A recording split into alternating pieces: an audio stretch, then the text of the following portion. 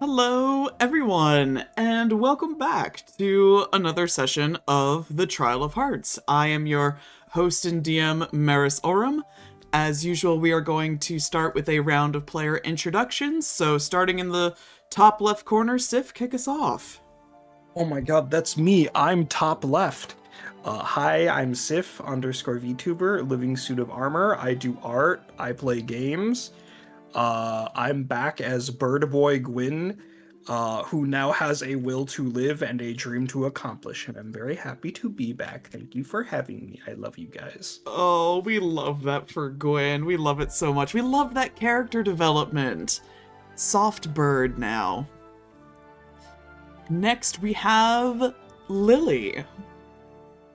Hello everyone, my name's Lily. I am an artist that draws a lot of D&D stuff, including this lovely campaign. I also run my very own campaign, Mistwalker Spectrum of Eternity. The first 14 or so episodes are up on my YouTube. If you like good old gay men having drama, that's what we do over there. But as we are over here, I play Topaz, the Furbolg fashion designer, who is currently just living her best life. That she is indeed. Thank you, Lily. Next, we have Vesper. Hello. Sorry. I am Vesper, Fortune, Bad of Fortune, Witch of Fate. I am playing Oleander, everyone's fave disaster deer, who is being vulnerable for once and not a mess. If when you want to catch me in other D&D things, I am playing Phantoma, my other bone obsessed little freakazoid. Mondays over on Chef Yuga's channel.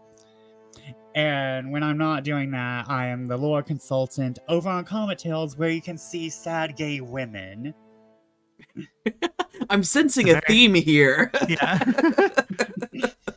I'm sensing These a theme queers here. are everywhere. Rest assured, there are no sad queers in this campaign, right, guys? No. No, we're pretty out.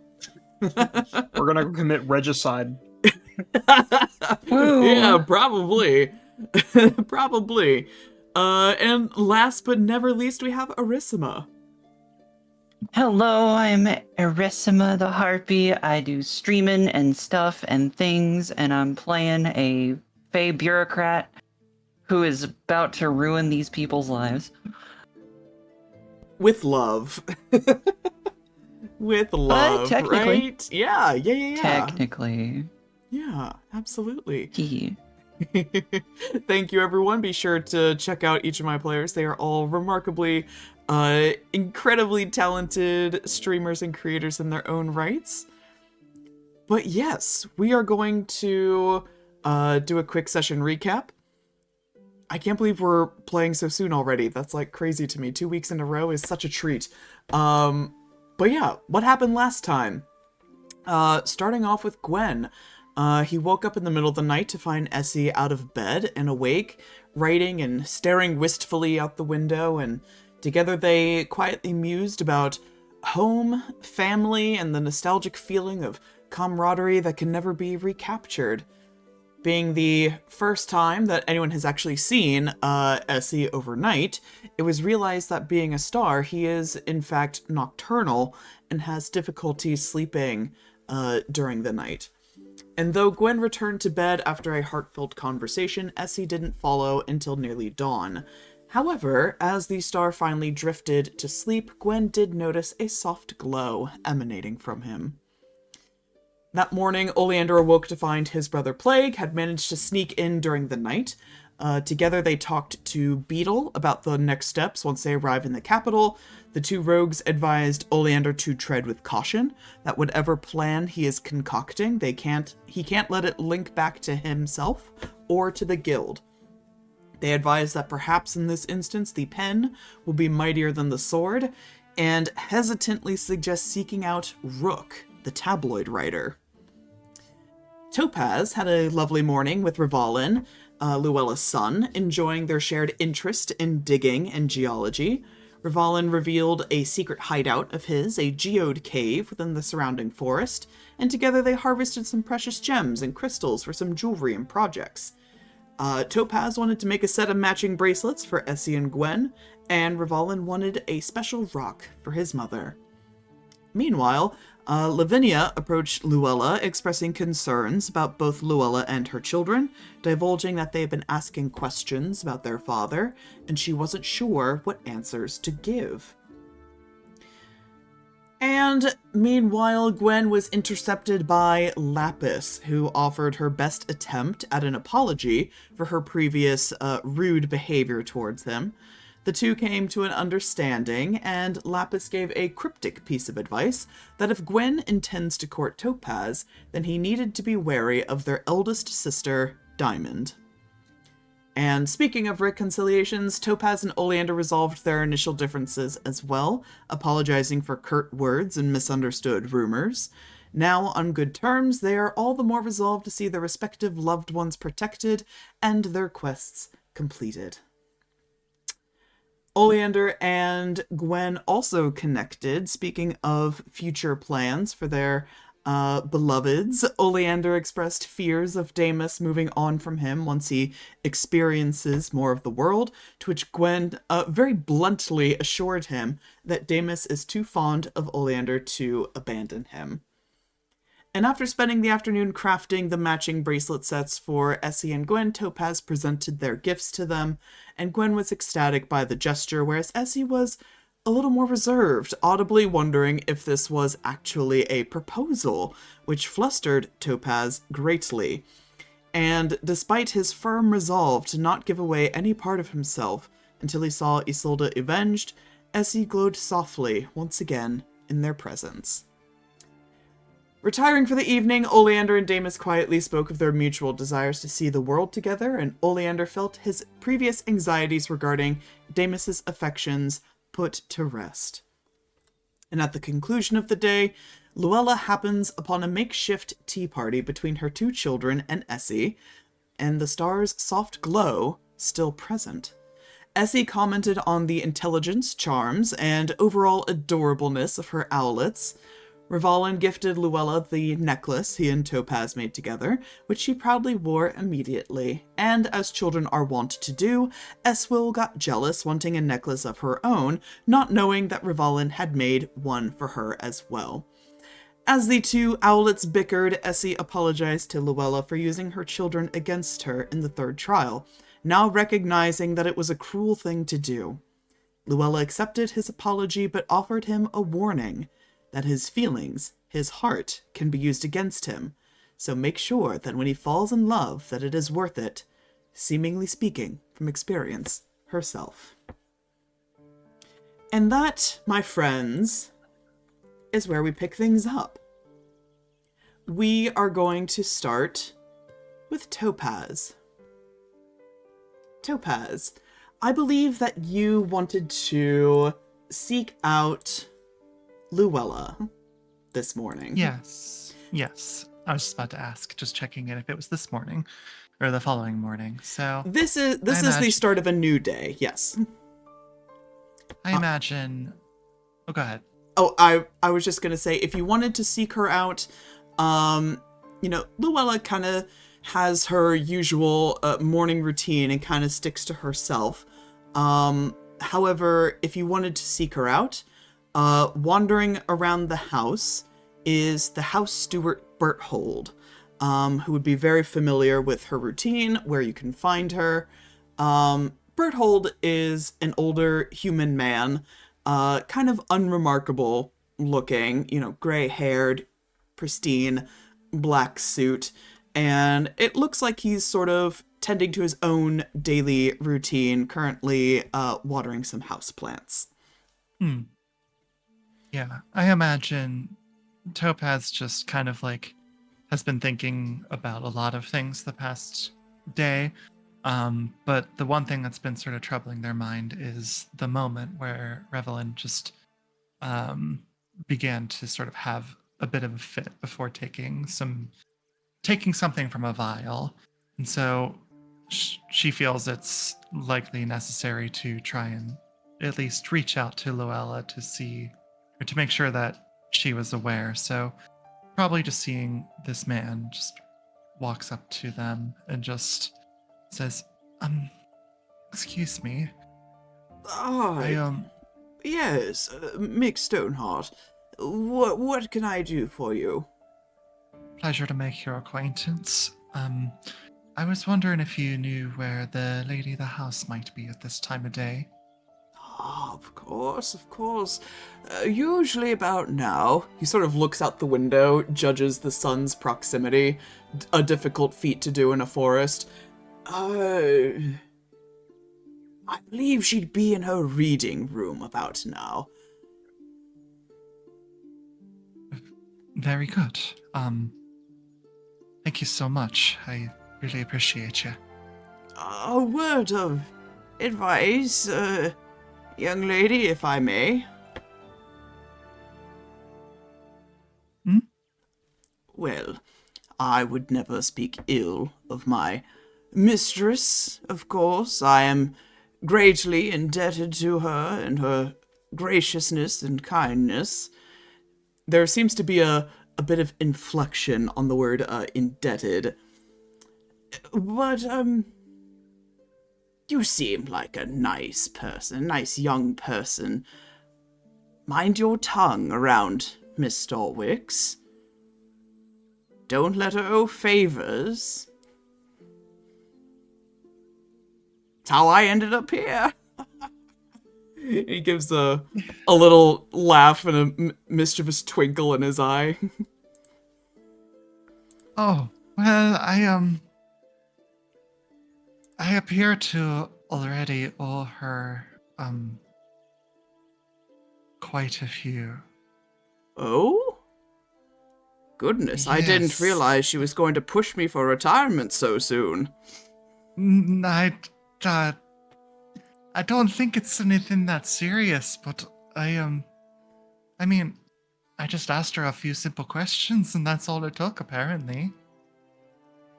Questions require answers, and answers are needed commodities. Oh, I don't want to be here and be a servant. He just kind of stares at you, like, a little, and he straightens up a little more. He looks a little offended at that. Or maybe that's not the right word. I just based on how you were talking about the arrangement, I assumed there was some sort of. Maybe that was wrong of me, and I apologize. At this point, one of the other members of the staff, Hestia, she's a fire ganassi woman, walks by, sees the two of you talking, and leans in forward and goes, "Don't listen to a word the old codger says. He tells that same made-up story to everyone he thinks is naive." Oh, well, I've been called that many times. I appreciate your assurance. She gives you a nod and continues about her business. Meanwhile, Berthold looks a little upset that his fun has been ruined. But he'll wave you along like, "Follow me this way." He'll follow. And Berthold will lead you to a room that's a little more sequestered in the estate.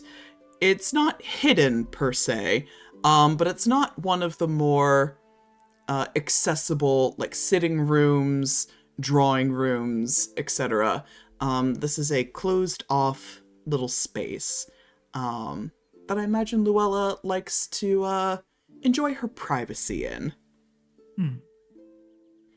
So, I imagine Topaz would just give the softest little knock, worried about intruding on a routine. There's a little pause before a almost surprised come in. And she'll hear that, turn the knob, and let let themselves walk into the room and say, Luella, I hope I'm not interrupting anything. Nothing too important. Good morning, Topaz. She snaps her book closed. And they'll go and sit down sort of in a chair across from Luella and just say, I wanted to start off by thanking you for your hospitality these past few days. It's been a very welcome reprieve from the ongoings of high society. You are welcome to stay as long as we can until we start moving forward. Right. Perhaps even you might be able to visit in the future. I mean, I wouldn't be opposed to it. It's a lovely estate that you have here. I can take no credit for it. After all, I hardly have visited recently. Things have been quite busy, I'm sure. You should know.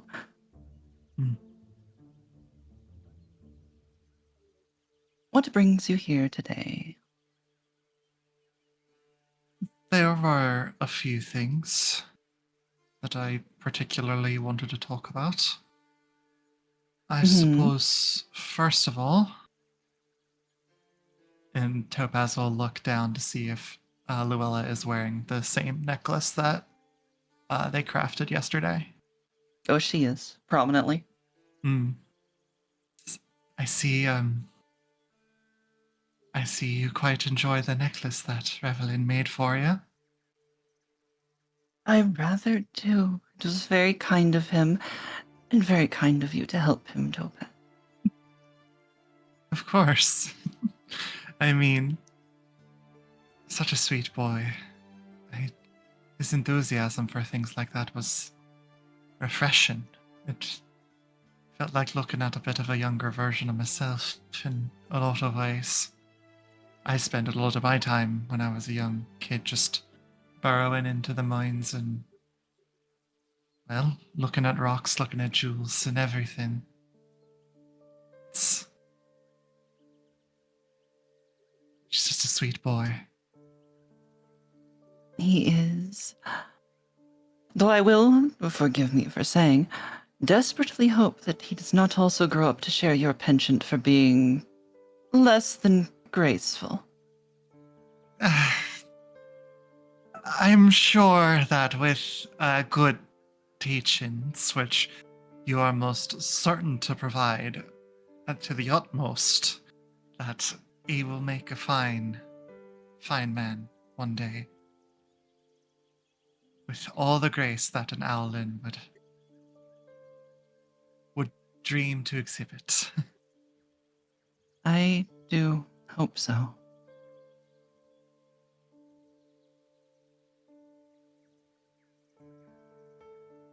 She looks a little melancholy after that.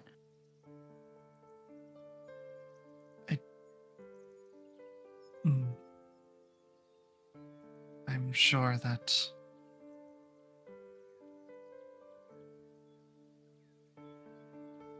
well,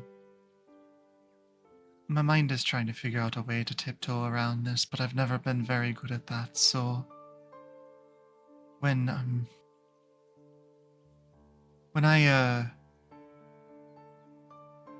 was with him yesterday, he tripped, and the tourmaline fell against the rock, hence shattering it into 3 pieces that you and Eswil and him now share.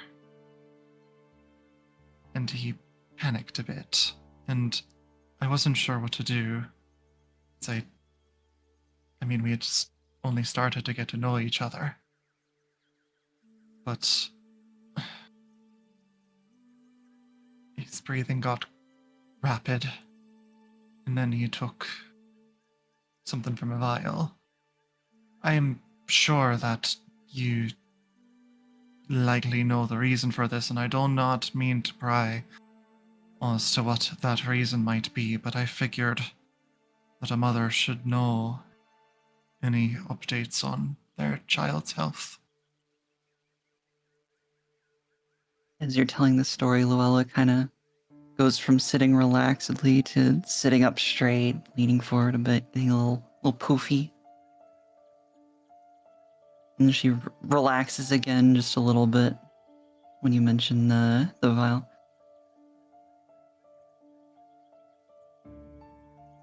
I thank you for telling me.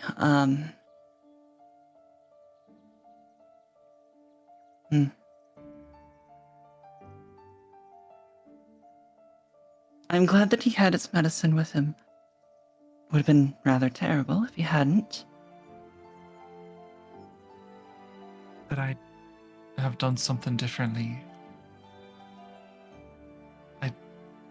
I offered to carry him back, but he is very headstrong and said he was all right. Very I'm sure he independent, did. that boy, even at such a young age. Truly he is.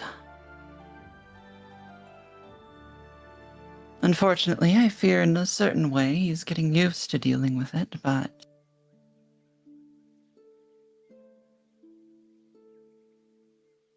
Topaz, there is a reason that they have been living here and not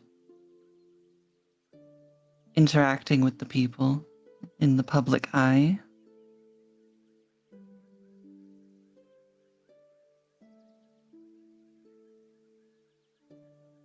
And perhaps a bit of a reason as to why I'm protective of them.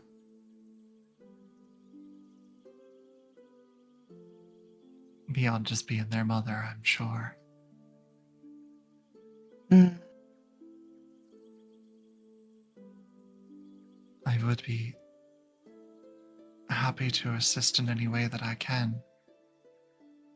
I don't know what it is I can do, but I just want to help him. I was going to offer him a potential future internship at the Stonehearts, but I don't know. Maybe that's wrong with me. Wrong of you in what way?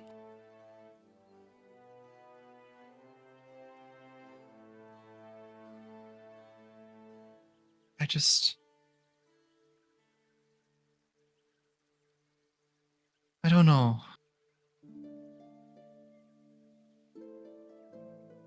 I have a lot of strange feelings about this. I'm not exactly good at parsing through them. It's just a wish to help, I suppose.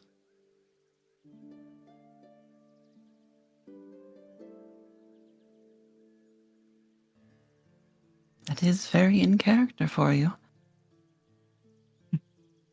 And perhaps, were we to, in the future, of course, talk about certain... Forgetting the word, frick. Certain accommodations that could be made.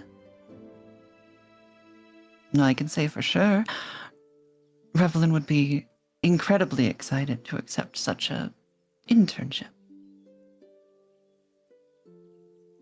And I'll do everything in my power to make it happen when the day comes.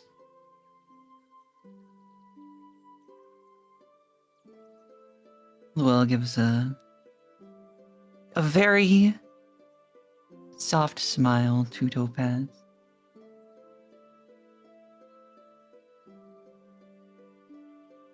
Are you all right, Miss Luella?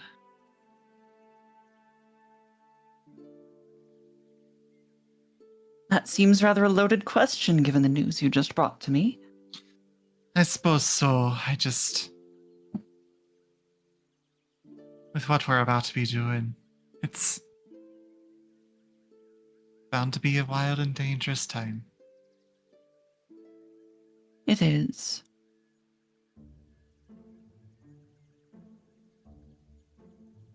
I'm not so worried about the outcome of what we're about to be doing.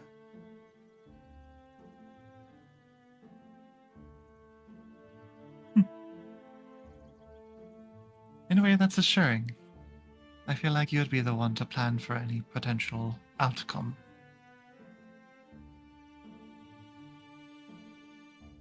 Well, perhaps it may be a bit grim, Topaz, but in a way I have, and even should the worst come to worst, things will be handled. And while hopefulness has a very important place in what we are doing, it would be irresponsible of me not to suggest that you do your best to do the same with such little preparation.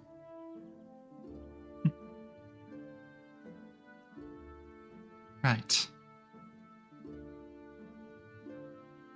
I mean, my family all know where I'm going. I suppose they don't know what it is I'm doing, but when you have 40 siblings, it's easy to lose track of one. I don't know your relationship with them, but I am very sure, having met you, that they have not lost track of you.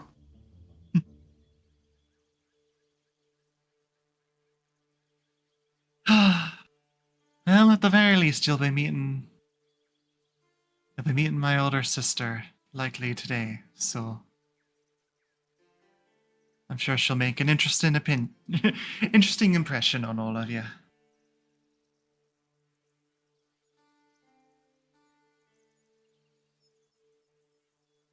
As interesting an impression as you made. Perhaps. Feel free to talk to her of any saucy romance novels that you might be interested in discussing.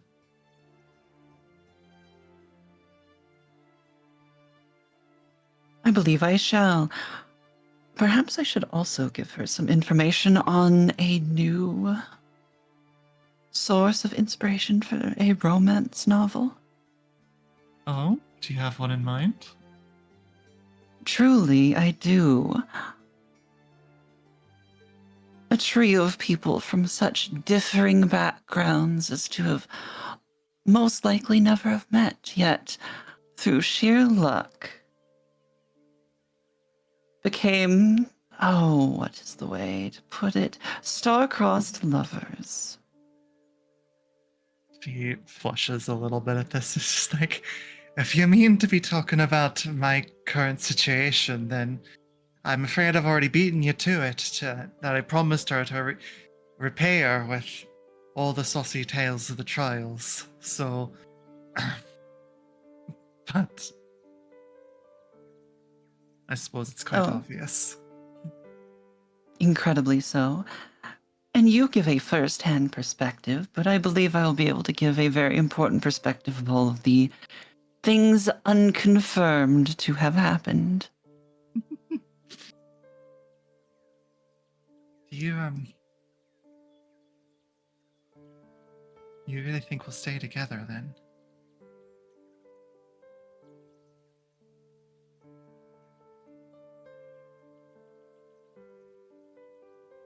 I believe so.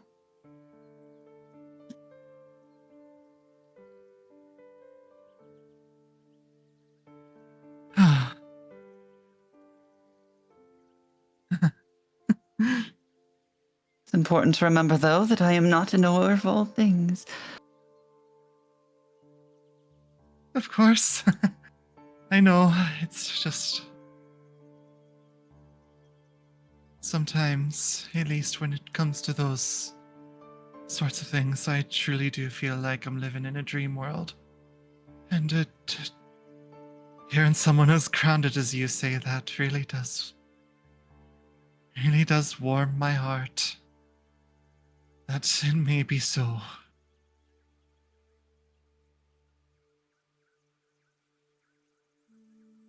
I had a talk with Essie the other day. And I fear I should impart the same thing I said to him, to you as well. And most likely Gwyn, but I feel he already knows it.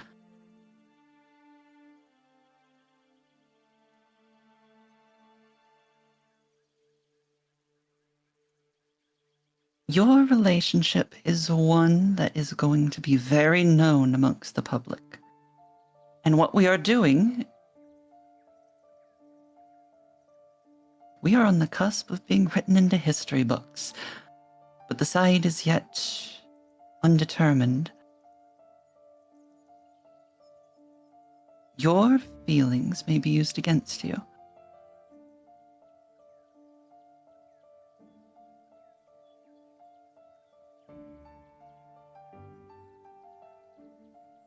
You understand what I mean? I do. I do. I'd also There's a lot of- recommend you talk. Go ahead. Say, there's a lot of things that I am naive about. I will not deny that in the slightest, but the anxiety in me, at least, is enough to think things through most of the times.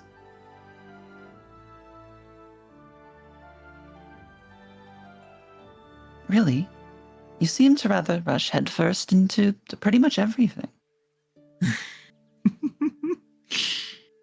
Oh, I rush head first after thinking about it for hours on end. It's generally how it goes. You do not want to see my notebook.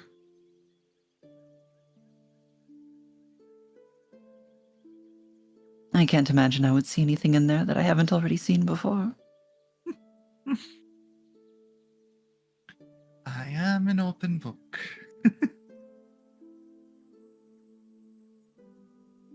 In some ways. Topaz will just kind of smile and begin to stand up and walk over to Luella and just take her hand and just give it a soft kiss on the knuckles and just say, I really do appreciate your counsel, always.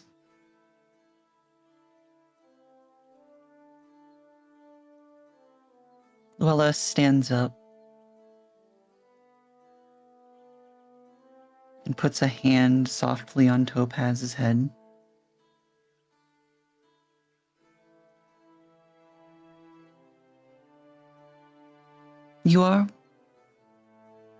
I am glad that you have made good use of such counsel. And for your gratitude, I shall not hold this one against you.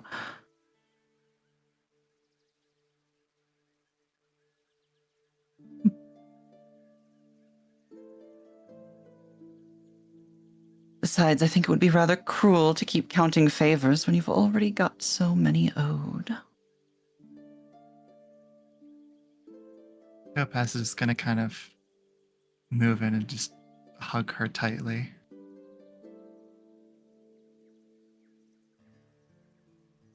You're very sweet, Luella.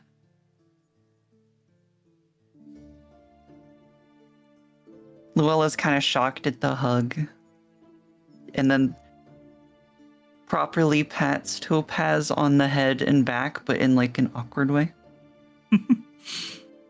She'll back off very quickly afterwards, just being like, I'm sorry, that was...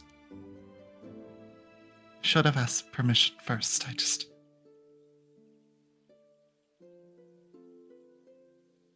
Right. I'll leave you to your morning routine then. Thank you. I would recommend that you talk to Essie soon.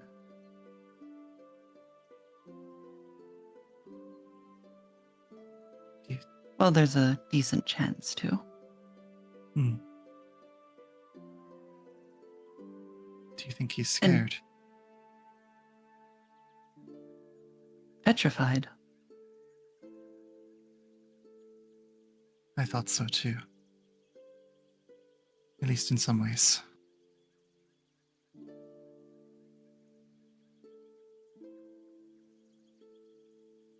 He likes to play confident, but I am sure that,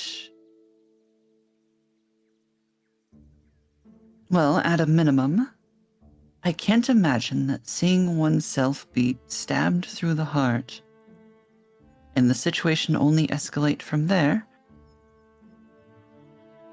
I can't imagine it has done anything for that confidence. Right. She'll curtsy for walking out the door.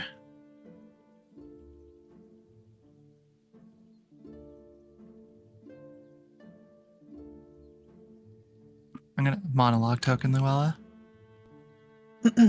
Excellent. How dare you remember these? It's been a while. So I'm going to do it in this way. After Topaz leaves, Luella's going to sit down and she's going to go through all the things that were said and what happened in her head.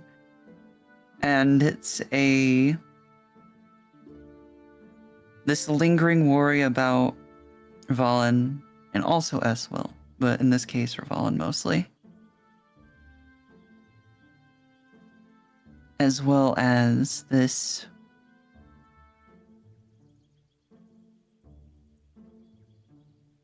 anxiety that has not taken fully hold, but she's definitely pouring through, like, the fact that what they're about to do could go very wrong. And if it does, at this point, well, not only would she be sad for all of, more than likely, the terrible things that would happen to her and thusly her family, but she does feel worry for all of the rest of you. And then also this just little inkling of, in contrast to all this little inkling of, heh heh heh, Topaz thinks I'm sweet. That's gonna change soon. Go on, break his heart. Absolutely shattered to pieces. But ultimately, all these thoughts end up swirling back to worrying about her children.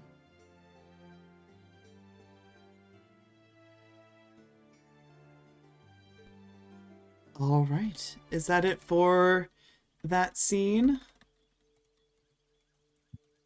Yeah. All right. Luella,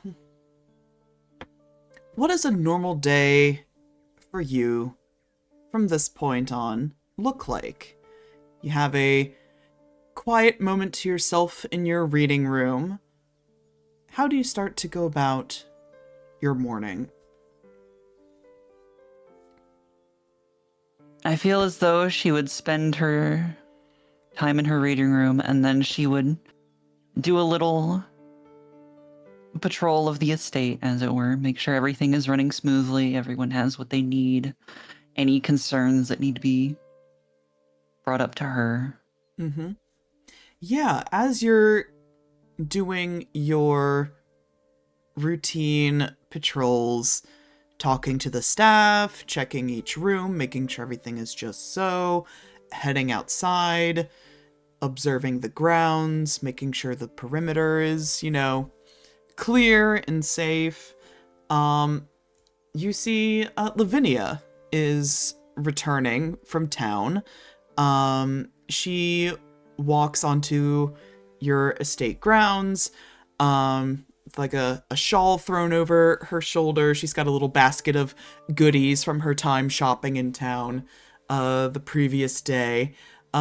She looks pretty well rested, all things considered. It looks like she very much enjoyed her day off that you so graciously gave her. But she sees you and steps a little faster to sort of catch up with you. And just, Miss Stalwix, good morning.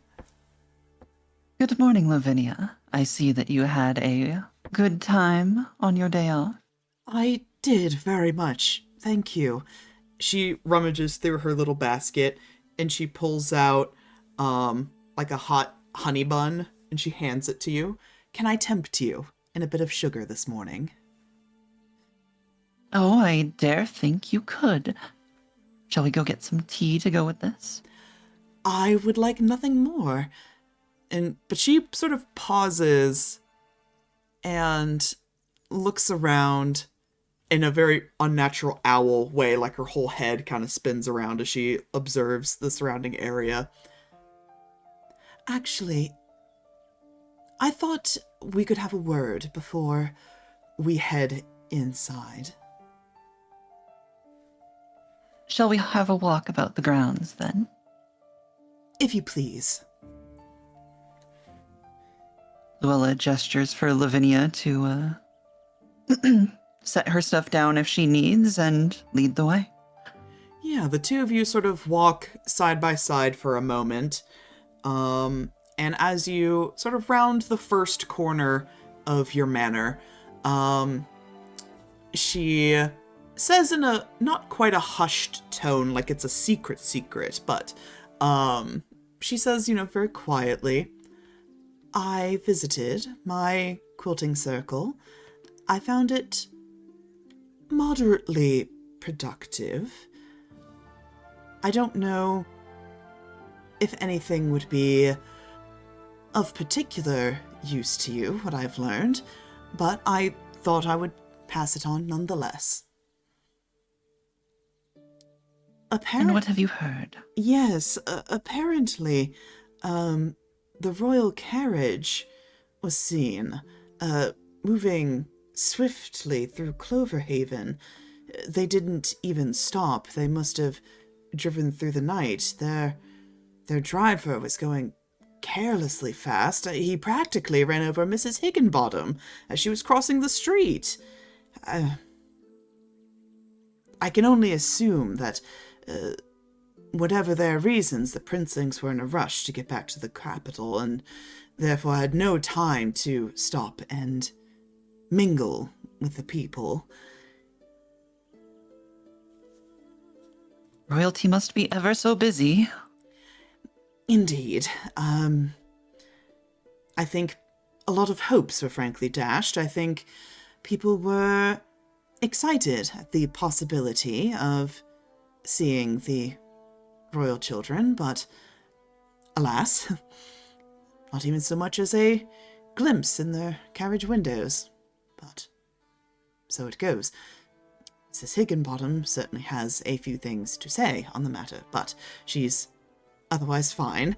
The old lady's still alive. But I also heard from Mrs. Brooks that she heard from Beatrice Oakley that she heard from one of the serving girls at Hollowlight that her mistress, Cordelia Lockhart, was in a tizzy. Apparently some party they were throwing had gone awry, and she felt faint and tried going back to her room, but had an unfortunate encounter with the princess that night. Something about her having dirty boots, trekking mud inside. I don't rightfully understand, to be honest, but apparently the two Lockharts were whispering all hushed in the tavern, and Madame Lockhart told Cordelia not to mention a word of it to anyone. So I don't know what's got Harriet Lockhart so upset about a bit of dirt indoors, but then I suppose some people are just more snobby than others, but frankly, as far as I'm concerned, royal people can trek mud wherever they feel like, I suppose.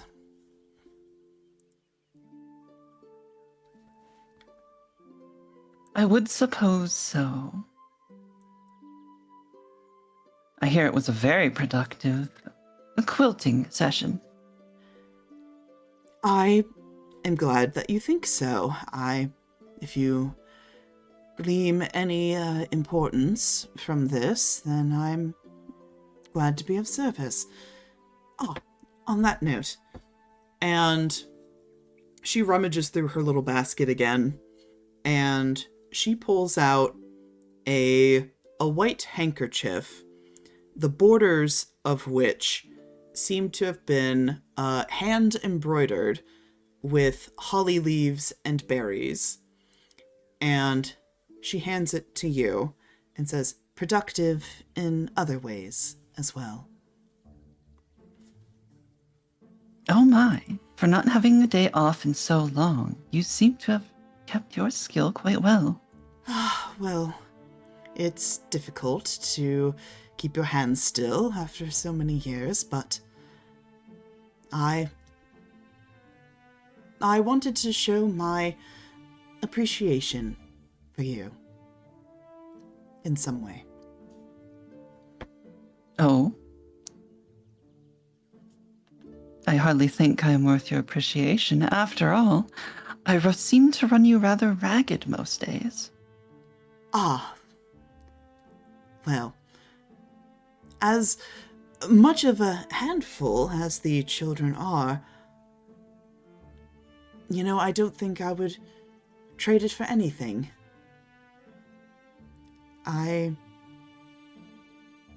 You've employed me for many years now, Miss Stalwix, and what you pay me is far more than any governess deserves. It's given me a good life, and I am grateful for it. You've earned every penny. Luella looks around and sort of beckons Lavinia just a bit further from the house.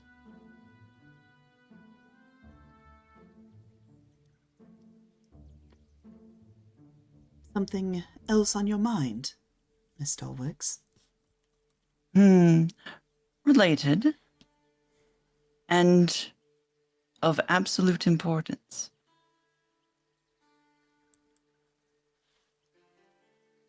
Of course.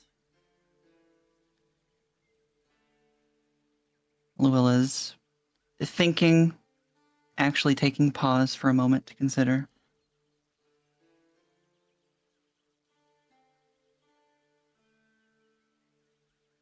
You have done excellently these past years, Lavinia.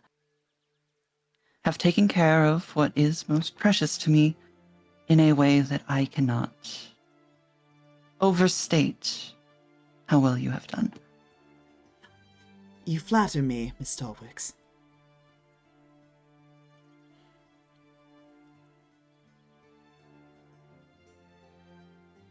And so I will ask one more thing of you that I am sure will be of perhaps one of the most difficult things that you have ever managed.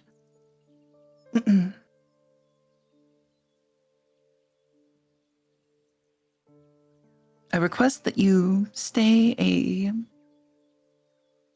moderate distance from your quilting circle for the next week or two.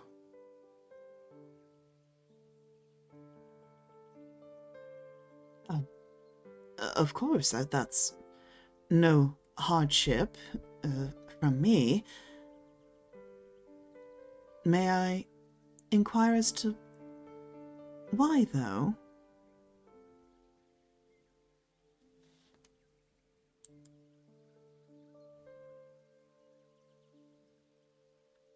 Grand events are at foot, and I have thus far trusted you with that which is most precious to me, and as a personal request, should such grand events go poorly, I would ask you to continue doing as you have. Her eyes narrow, and her feathers kind of ruffle up a little bit as she seems to get on edge at that request. Miss Stalwix,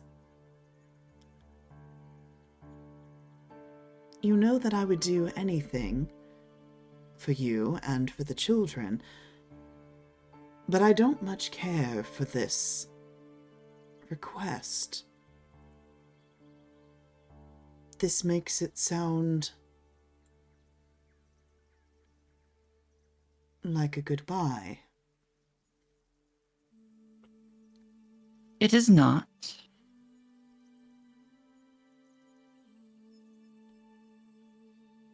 If you are going to do something rash or dangerous, I must ask you to reconsider.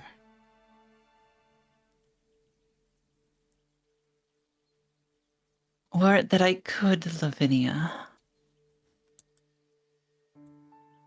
I hope that you understand what I mean, that history is afoot here. And, well, I'm sure you have heard the tales of Luella long past. After all, I made a career of sticking my beak where it shouldn't belong.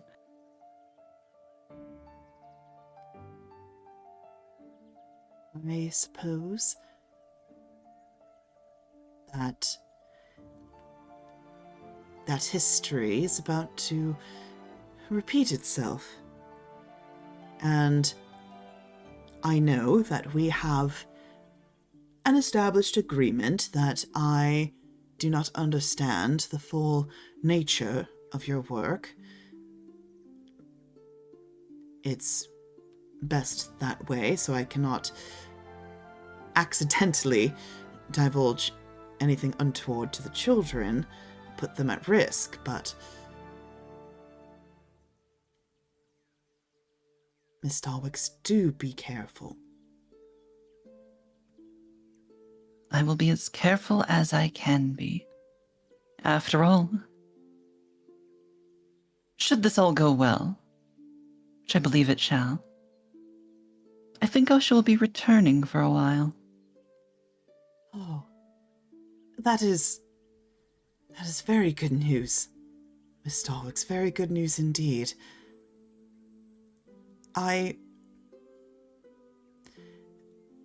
As ever, I've been worried about the children. I don't think a day goes by that I don't fret over them. They've been a little low recently. They've hardly wanted to leave the house. I have to practically shoo them out with a broom to get them outside to play or do their nocturnal hunting. And Rivalin's coughing has been getting worse, and it's been perfectly manageable. I don't want you to worry. The doctor says he's doing well, all things considered. Eswil puts on a brave face. I think she learned it from you. But their spirits have been greatly improved since you and your guests have been here. I think it does them much good to see their mother and other people as well.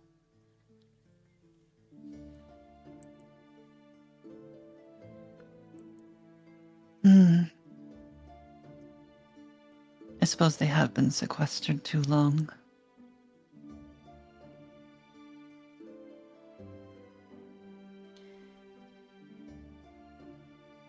I'm trying to do my best, Lavinia. Oh, of course you are. And you know that I would never judge you harshly, madam. I don't have all the answers myself. I'm not a mother. I'm a governess. But maybe I had mentioned looking for additional property to move to, if you deem it necessary. Perhaps we might look by the sea. Some sunshine, some fresh air, I think would do them good.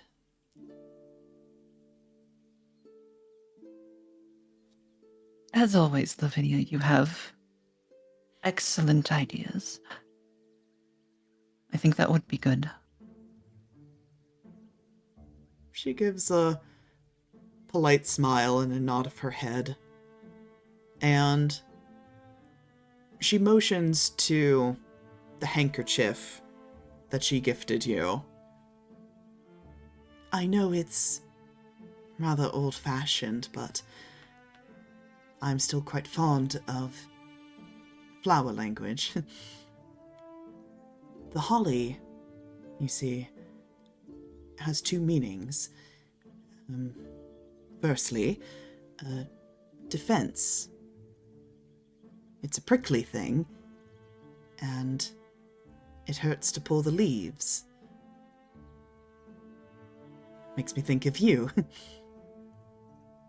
But it also has the meaning of domestic bliss.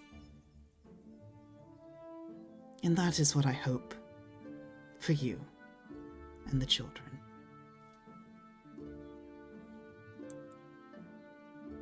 Thank you, Lavinia.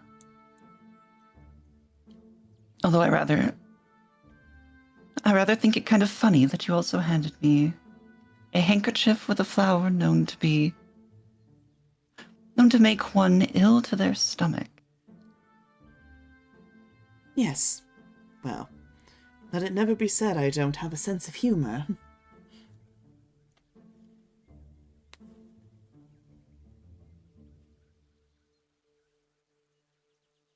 Luella is going to use the handkerchief to dab at her eyes a little bit.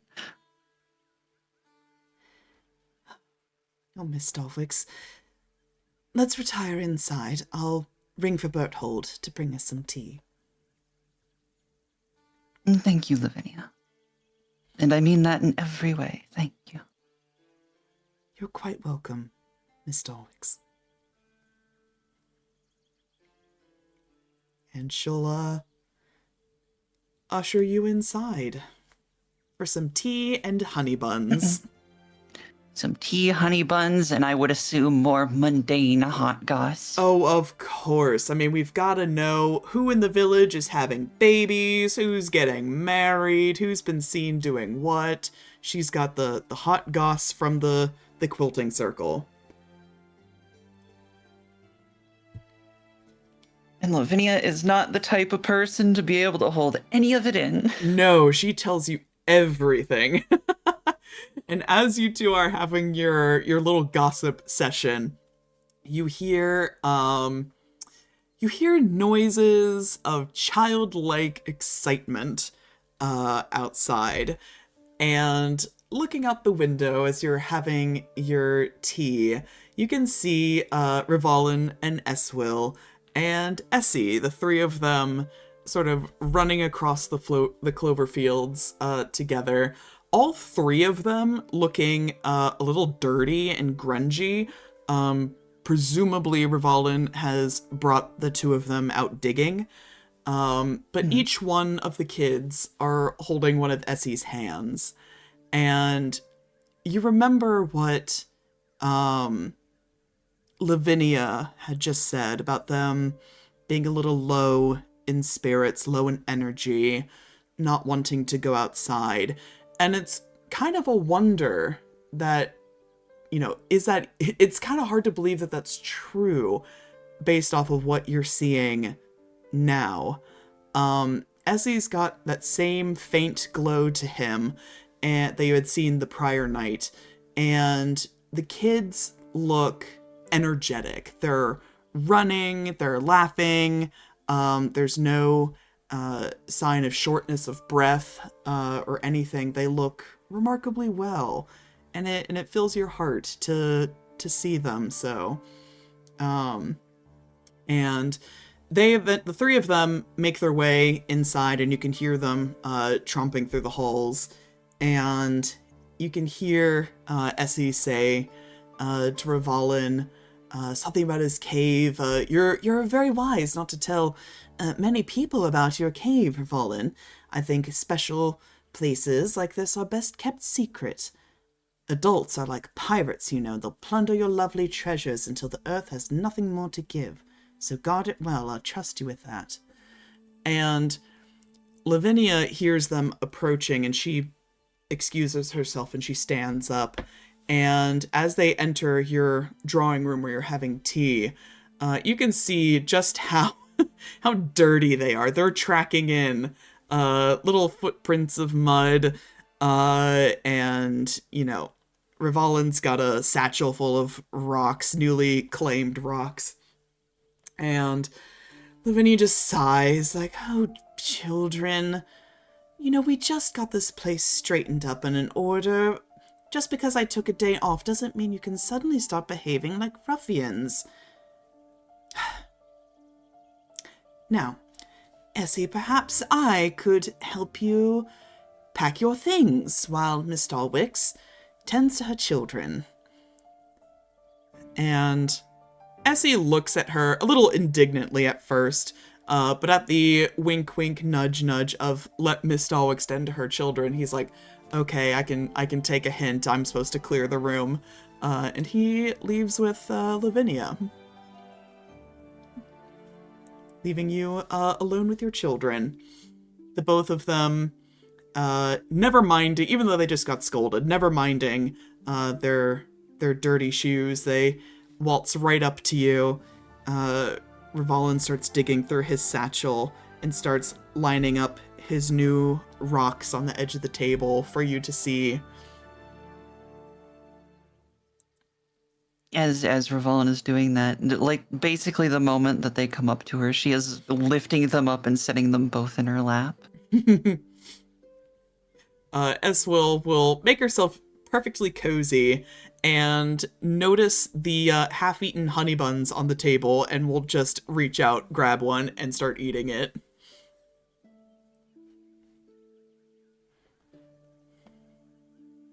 Luella will nudge what I assume at this point is like a half-drink tea toward her. So make sure that you don't choke. I'm sorry. She's got her mouth full, and she takes a little dainty sip of the tea, trying to remember the good manners that she had, you know, only last night been scolding Essie for. And she looks at you with a big smile when she swallows that last bit of honey bun. We went to the cave. Oh? And she points to your necklace that you're wearing. That's where Revelin found it. That's where he found something so beautiful. Mm-hmm. I can only imagine the wonders that you've seen in there. It's awfully pretty in there, Mama.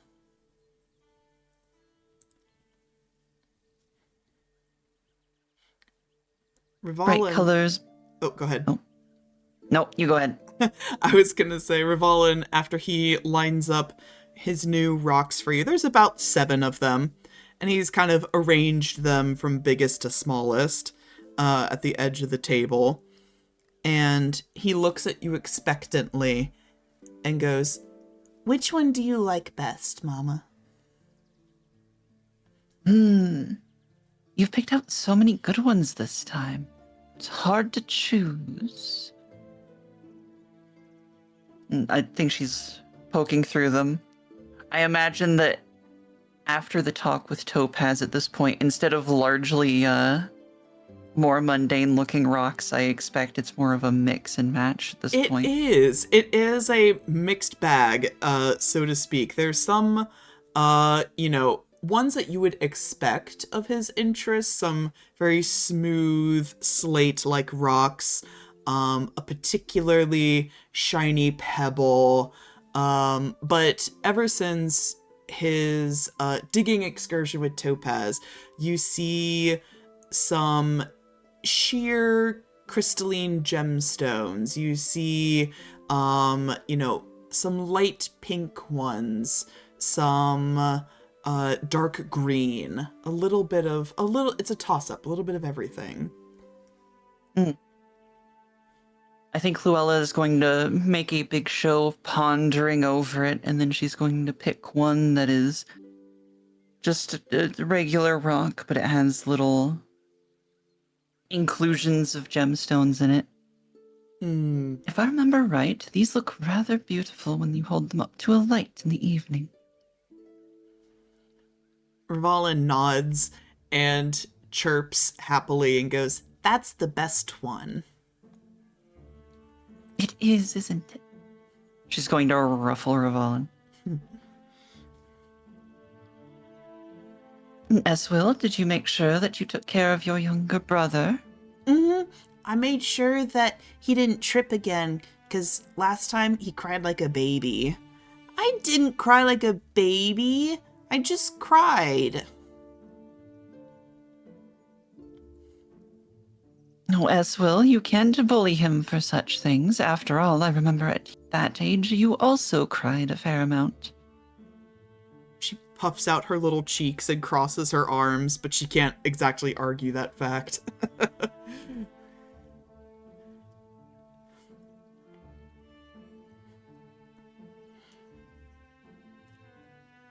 Now I feel it important, as your mother, that I ask how you two have been doing. How do you two feel? They kind of look at each other, and there's very much like a silent secret code that siblings who are close to each other can speak, just by looking at each other. And you can feel like a kind of energy crackling between them as they're trying to figure out what they want to divulge.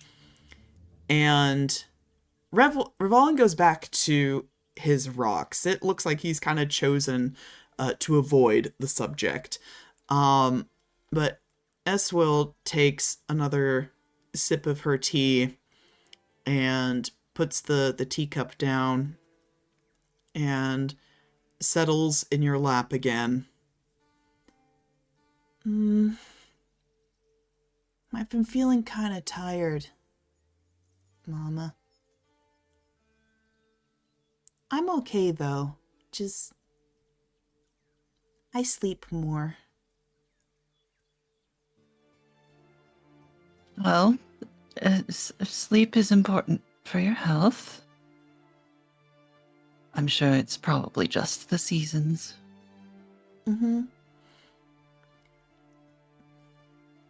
Rivalin, he still coughs sometimes. But he's got his medicine. He carries it with him, and it helps. Good, good.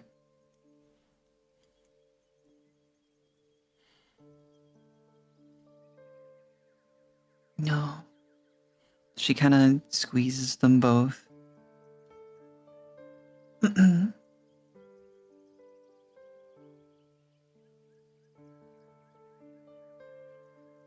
How would you two feel about a change of scenery sometime soon? They both kind of perk up at that. Where would we go? Asks Eswill. Oh, there are so many places we could go, although I have heard a certain someone saying that she did consider perchance that it would be a good time to visit a beach. Their big owl eyes grow even bigger. Large and alien-like on their little heads. Really? we'll go to the sea? I think so, yes. And Eswell excitedly starts clinging to your neck, and she, nuzzles into you. She's very excited. Rivalin is excited, but you can tell he's sort of containing himself. And he looks up at you expectantly. And you'll come with us, Mama? I will. Really?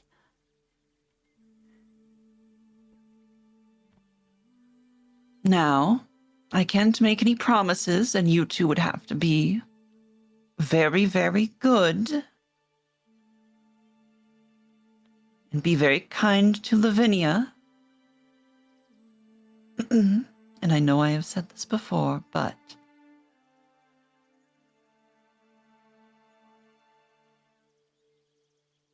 there's a couple more things that I need to do for my work. And once they're done, I think you'll both have to be putting up with me rather a lot if it goes well.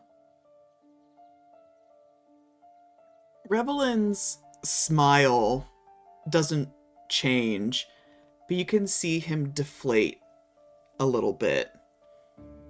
Like his feathers just, they were once sort of bristling with excitement.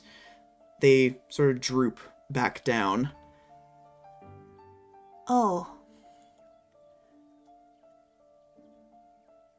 That's okay, Mama. We'll see you soon then. And Eswell looks at you with a bit of concern. But you're not leaving again so soon.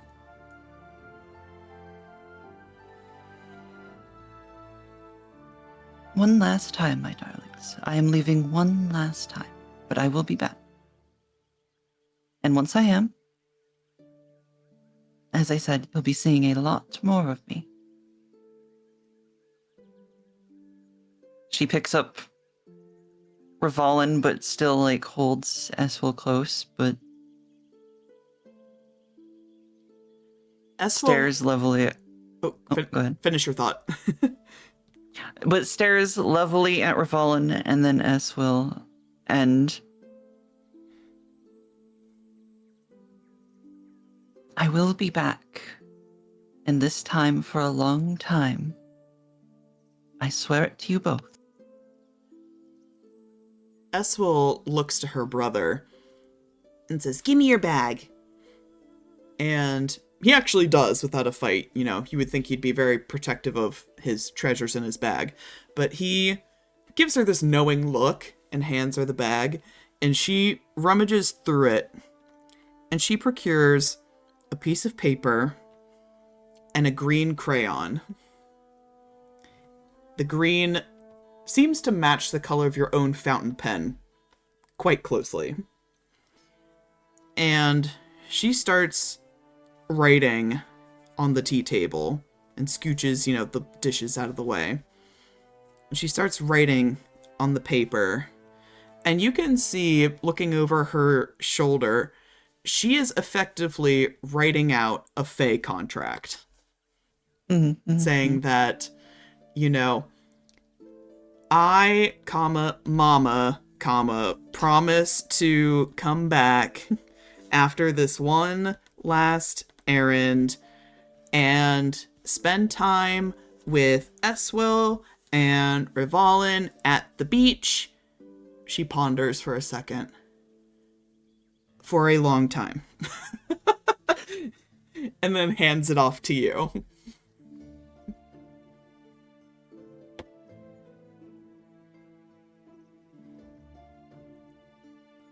Luella takes the contract, holds it up to the light, makes a very big showing of scrutinizing it, sets it down, flattens the paper. And then from her own bag, She pulls it up, sets it in her lap with the owlets, pulls out her pen, and signs her name. Picks it up the paper again, looks it over one more time, and then gently rolls it up and hands it to Eswell. Her smile has grown tenfold as soon as you put your signature on the paper. And she takes the scroll, gives a affirming nod. Okay. Promise is a promise. And those must be kept.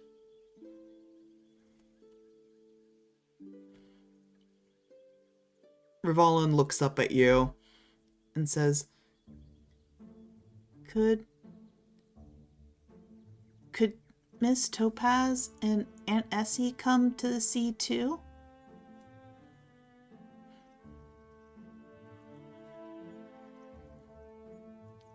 Luella's going to snicker at Aunt Essie.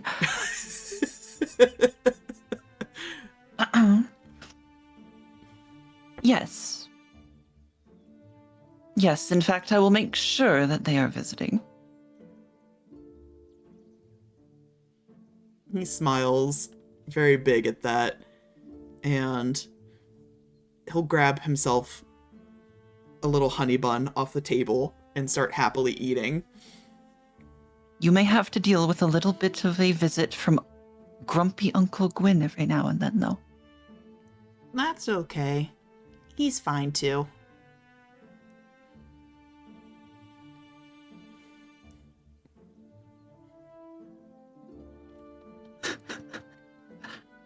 Yeah, grumpy. Sif. I have had literally zero interactions with these kids, but I know once Exactly. once they enter the rebellious teen phase, I'm gonna be their go-to every time, and you're gonna have to sit there and deal with that. Oh, you have no idea. Mm-hmm. They're gonna ask me to use a sword.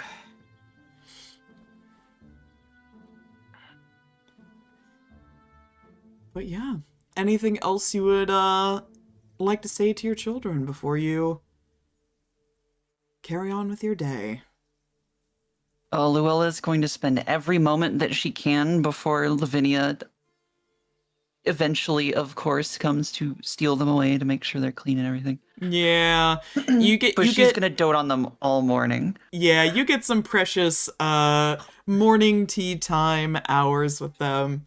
And sure enough, you know, Lavinia will come back and usher them away for bath time and get them clean and presentable once again. But as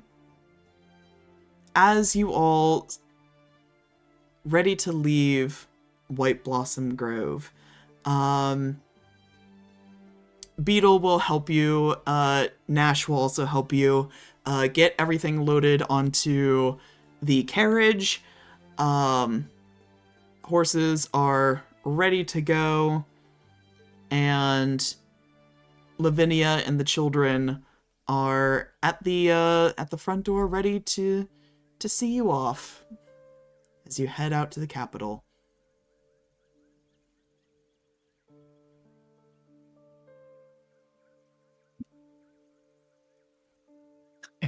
If I may, I think Topaz would walk up to Revelin and just be like, I heard from Essie that you managed to find a good few rocks today. Is that true? Mm-hmm, mm-hmm.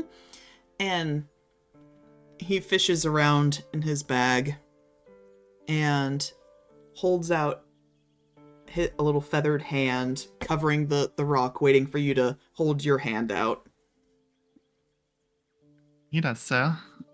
And he'll drop a little piece of rose quartz crystal in your palm. Huh. Do you remember who I made this one for?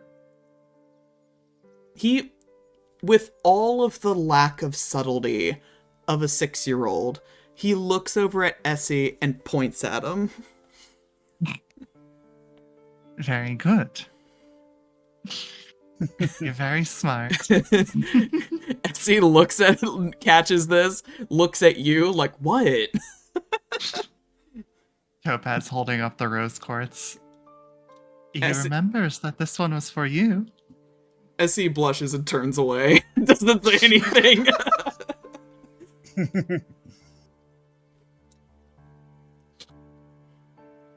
And just kind of like tousles his hair a little bit and just I'll bring you along to Stone's Throw sometime. I promise you.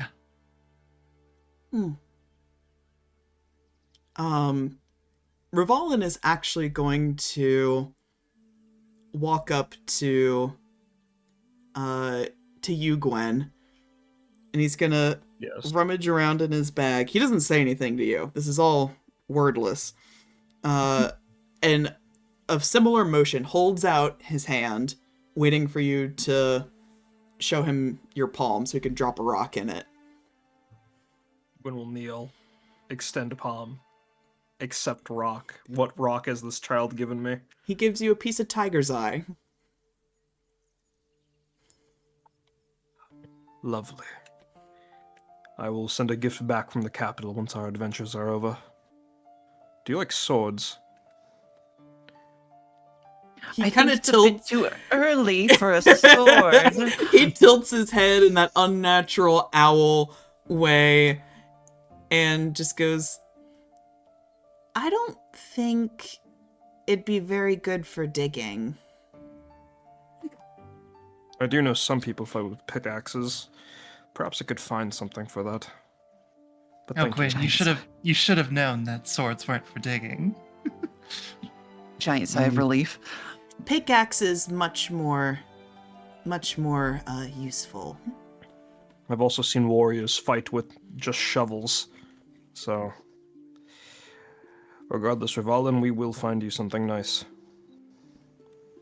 He Thank you again. smiles and he nods, and then he totters over to Oleander, and he's very small next to you. He's so small. He looks up at you, and rather than like extending his hand to like drop something into your palm, he just like on his tippy toes reaches up to you, and you see in his fingers is a small chunk of pyrite. Oleander will happily accept it and is like, wait, I got something for you. It's a little old. And he will reach into his bag and bring out this really semi-battered, like very hand-me-down. Like it's been his favorite for years, this archaeology kit. His eyes glitter as he doesn't know exactly what this is, but he can tell by like the array of tools, this is good for digging. It's a little... Some of these are old, but I think you'll get a lot of use out of them. It's about time for me to get a new one anyway. He rolls the kit back up and he holds it close to his little chest, and he chirps and he goes, "Thank you, Mr. Ollie." Oleander smiles and like ruffles. He leans down to pet the small child.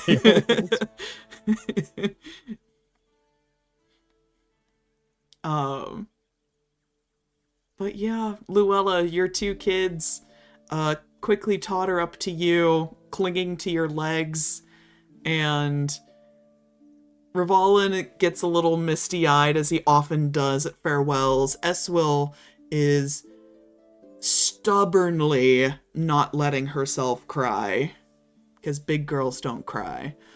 And they just look up to you and just, we'll miss you. I'll miss both of you so much. Luella's also teary-eyed and gives them both a big hug.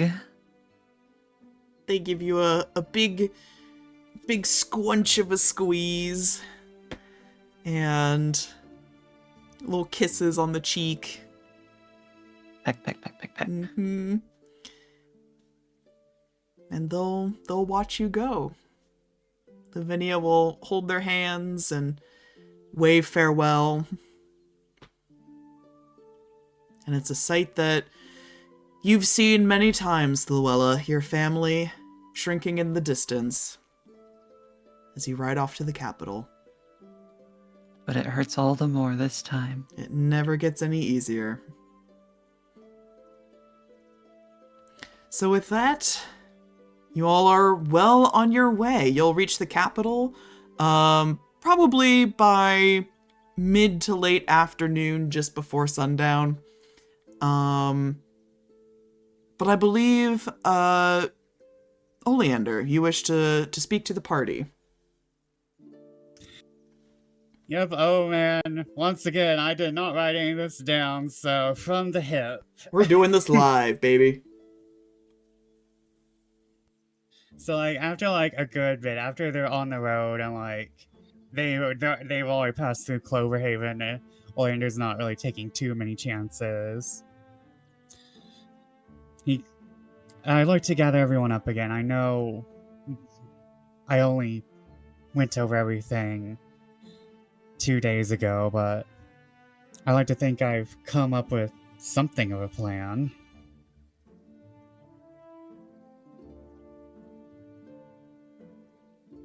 By all means. I was speaking with Plague and Dear Beetle while we were at the estate, and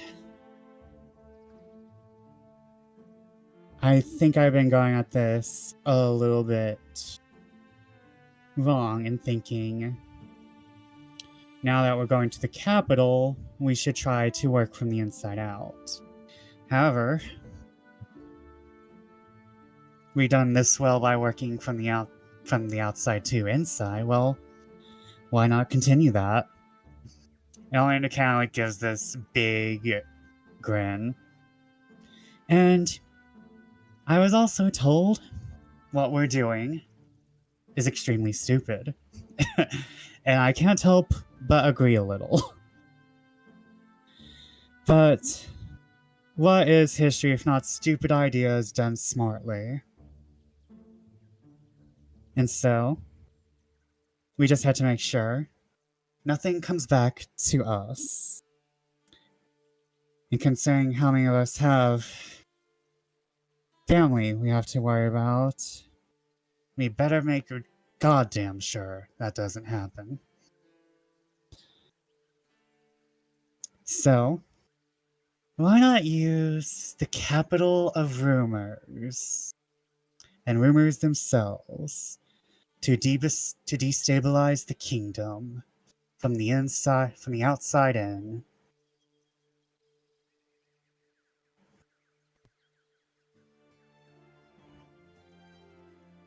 Seems like a fair plan.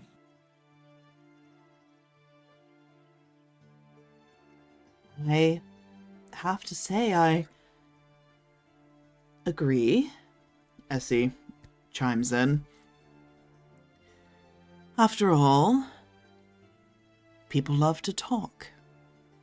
And if the things I've heard said is true, there's no shortage of that in the capital. So I think with a few choice words, a few well-placed connections, and we can have the city devour itself from the inside out.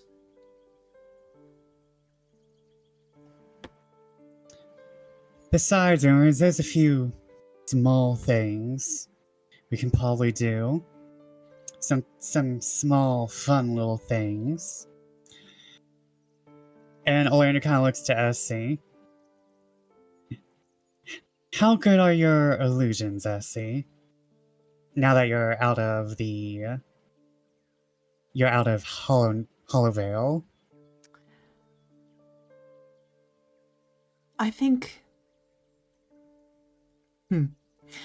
My illusion work is quite good, but it does take a toll on me. How hard would making a ghost be? A ghost? Yes, a ghost just of a certain queen running through a plaza.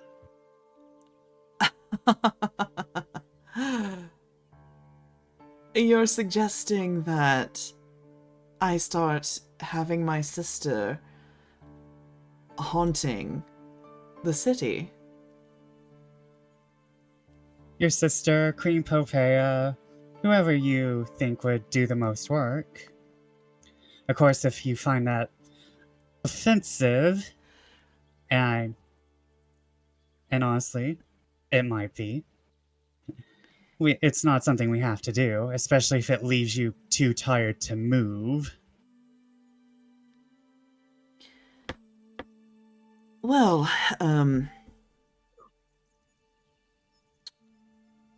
spiritually, figuratively, reanimating the dead is not exactly something I had planned. I'm curious where your thoughts are with that. Not reanimating the dead, just Well, no, the illusion of it. Yes. Well, why not have Cornelius finally be haunted by all of his sins?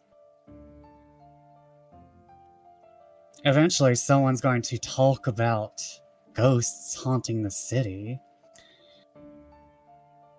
Though it might be a little too well timed right after the trials have ended.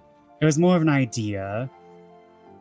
I just want to do something other than sit around and have the work done by ladies in tea rooms and look.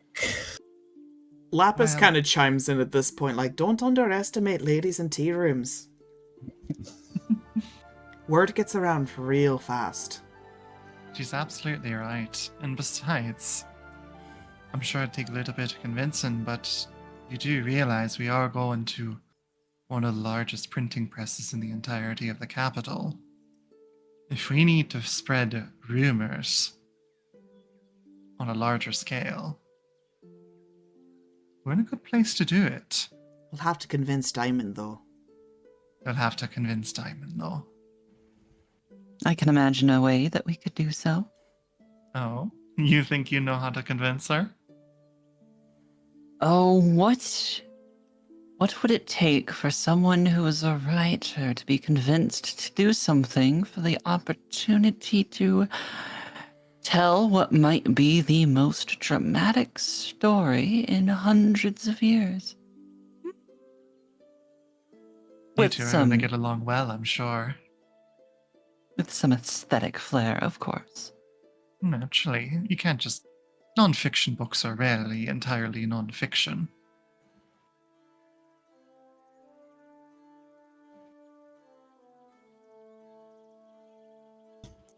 I'll make sure, I just wanted to do something other than be sitting around and waiting. Oh no, For- believe me, I'm quite fond of the idea of driving Cornelius mad. We might need a Also, bit more evidence, though. That is quite a worry. As well. I also still carry a scroll of sending that allows me to directly contact the Queen herself, and as far as we're aware, she's not part of King Cornelius' schemes, right? Actually, Oleander is kind of like thinking. There's something that I've been thinking on. I've already talked about this with SC, but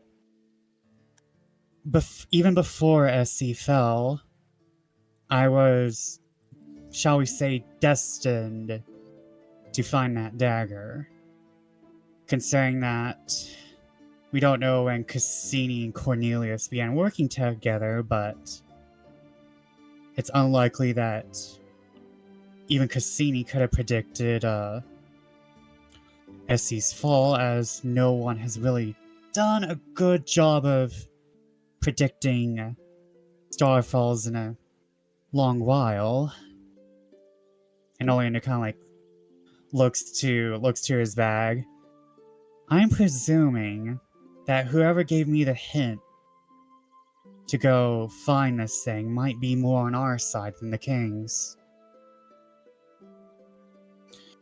I'm not saying it is the queen, but I'm saying that there might be someone out there who isn't really a fan of the king, but knows what's going on. Do you know who that might be? I'm just going to assume, like, someone told one of my thief friends, or, like, I received a letter with money in it, or... We never really talked about the tip. You effectively got the, like, really classic random street urchin delivering a message kind of tip-off. And that's, like, something you're kind of used to, given your guild work. So you didn't really think too much of it when you received the tip itself. But once you found what you did, that's when you're like, oh shit. This was a huge tip. But in the moment, it was very unassuming. It's like, I'm the homeless child whisperer. This tracks. Mm-hmm.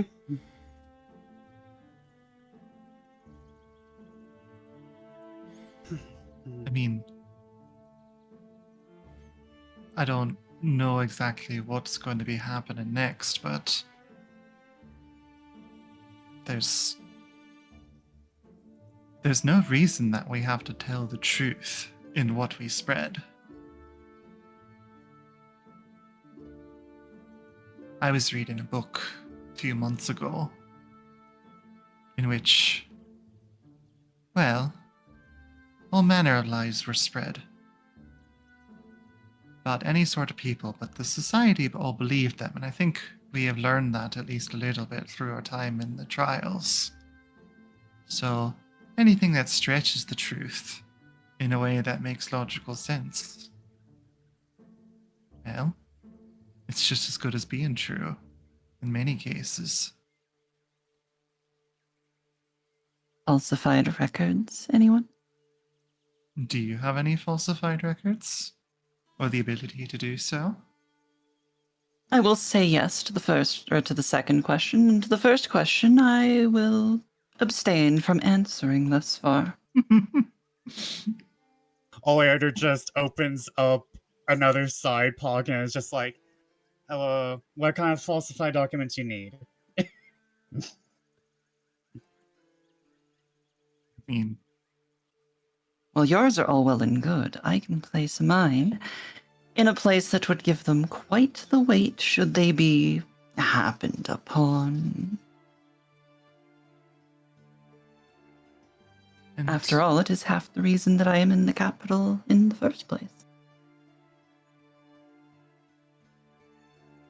we all have some sort of connection.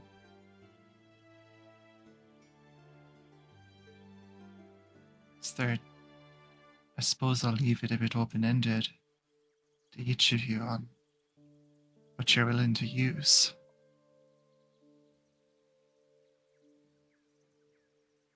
I don't have too much myself other than the facilities and faculties of my sister, provided we can convince her.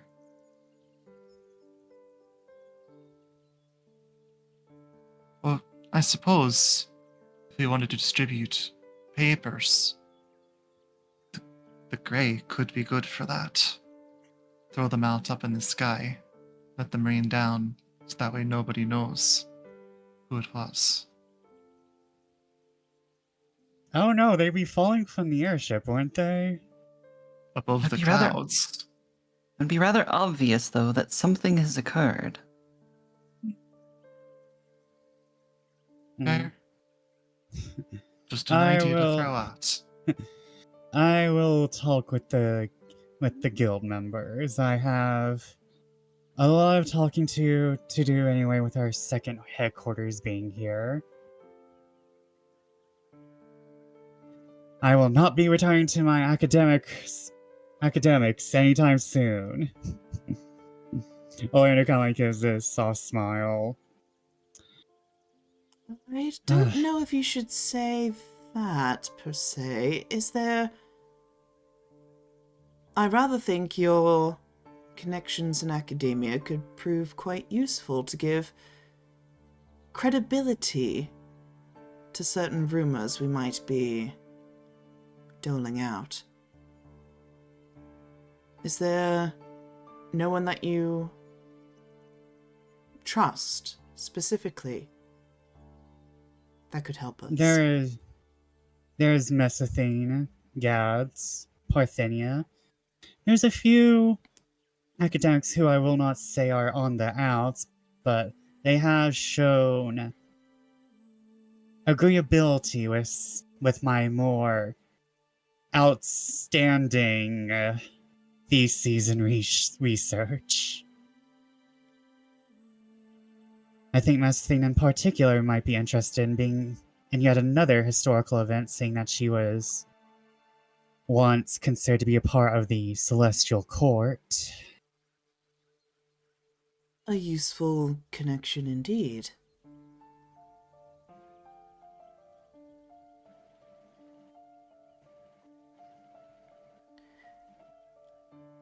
Well, a plan starts to form then.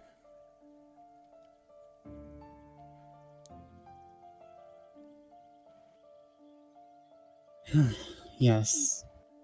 We continue working from the outside inside and crumble every wall we see until we get to the king. Best to keep our ears open then.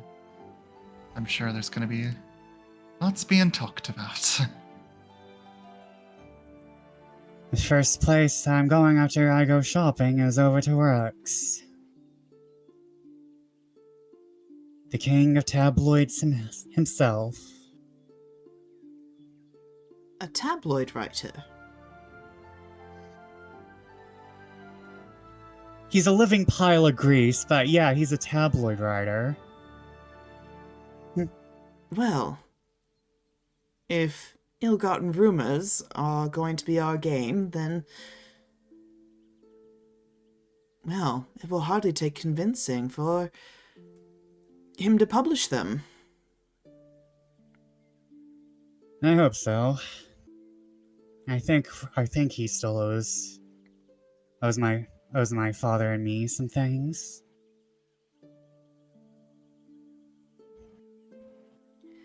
Oleander's just thinking of this greasiest man ever. Is just like, I don't want to do this, but it's for the good of the kingdom.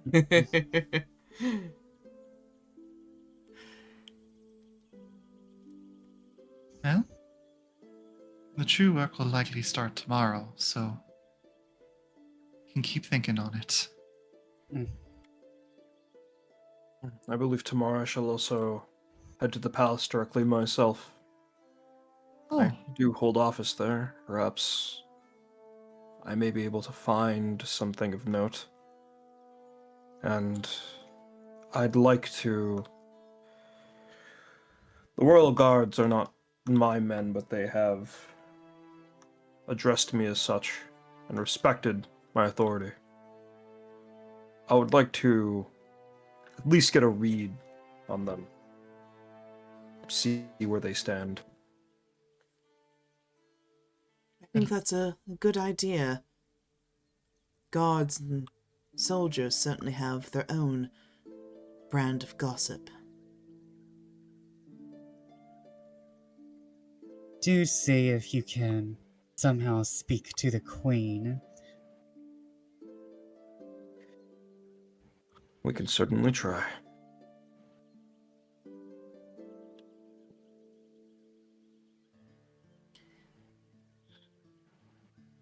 All right. Oh, and see, Oleander Yes. brings out the book, and he has marked the portraiture books, and he has marked every single page that has Bastion, Cornelius, and Marius as like made like all like the little notes in the margins. Dame Leonore's gonna love that. They're academic notes. She can get a second book. And also, I figured I'd just ask this while in while we were playing. Oleander might have looked after like the entire debacle with Cyrus and Isolde in the biography. Did Cyrus age in the portraiture? So there wasn't a secondary portrait of Cyrus. Like there wasn't one, at least in that collection of portraiture. Mind you, this is not the definitive collection, so to speak. But the only one that fully featured Cyrus was just that one of him while he was younger. Okay. I think this might be... I know that we've already borrowed this from her, but this might help her with convincing the Celestial Court. Since we already know this information. Oh. Thank you, yes. And he starts thumbing through the pages, seeing your extensive notes in the margins, and just, I think she will find this most enlightening. I've been struggling with how to report back to her, and I think this will do the trick. When I'm not busy being a nuisance, I am busy being an academic.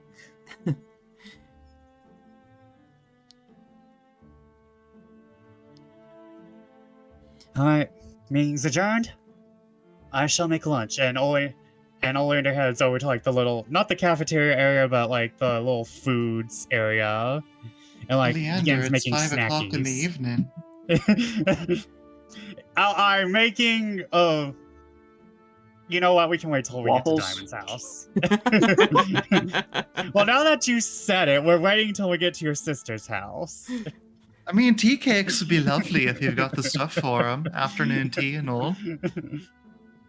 Yeah, you can scrounge up a little bit of, not quite a high tea, you know, but you can scrounge up some like cucumber sandwiches and, you know, little tea cakes, and you can have a makeshift afternoon tea. Yes, the cheese sandwich and Lipton. Hell yeah. All right. Anything else you want to say before you have your arrival? Let us arrive. Let us arrive. So, as you draw closer to the capital, it very much becomes apparent in the distance, rather than like any kind of, you know, modern skyline. There's just a single spire that you can see in the distance, and you know that you're drawing close. And, you know, the closer you get, the bigger that this spire becomes.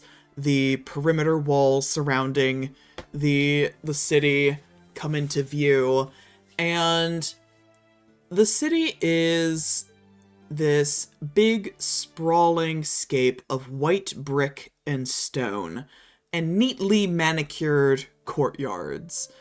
You enter through and you can see the hustle and bustle of people. It's instantly noisy, instantly buzzing with activity. People socializing, people at cafes, people selling their wares in marketplaces.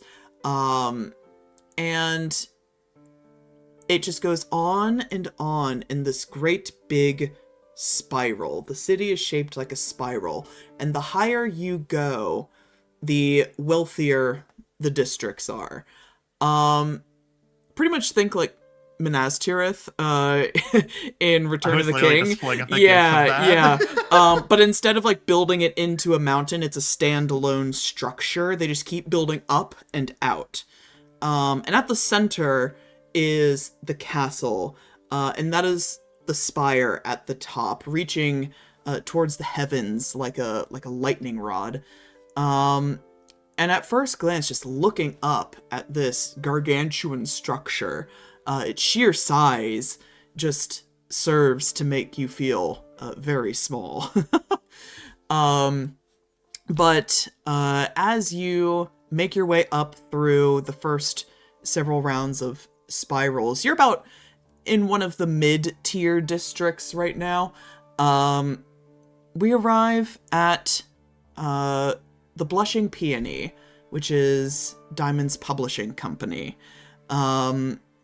It's a large brick structure, and as soon as you get out of the carriage and start to approach this publishing house, the smell of ink and the warmth emanating from it, from all of the revving machinery and the freshly pressed paper, just sort of emanates from it. Attached to it is this decent-sized brick brownstone, which looks a lot more residential. And Topaz, you know that this is where Diamond lives. She lives attached to the publishing house.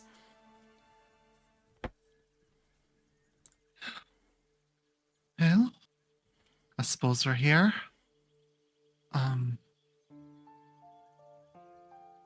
If you see that little building, that building off to the side, that's where we'll be staying here. I just want to warn all of you that Diamond can likely come on a bit strong, especially trying to figure out those that she doesn't know. So, well, She's perfectly lovely, though. She'll just likely judge you a bit, but that's how she gets her stories, from reading other people. Shall we? Of course, if she's anything like the two of you have been, she will be lovely company. Lapis picking up all of her luggage in one go and hauling it over to the door. Topaz picking up their own and looks over to Essie and Gwyn. Do you need me to carry any of that? I travel light, but if you feel like pushing yourself... Oh, it's no trouble at all. I can carry at least 500 pounds, no problem. Oh, well, in So that you'll be case, as he starts loading up his luggage onto you. It does get a bit unwieldy when there's so much. But Oleander immediately goes over as like, I can help. I can carry a lot too. Gwyn's got the equivalent of like an airport carry-on. That's about it. So he's just like walking by the side, still he's dragging his bag, but walking by the side and occasionally tapping with his sword against the shifting weight on Topaz's back to like counterbalance it. yeah, much appreciated, Gwyn. Luella will carry her own leather satchel as the only thing she has brought.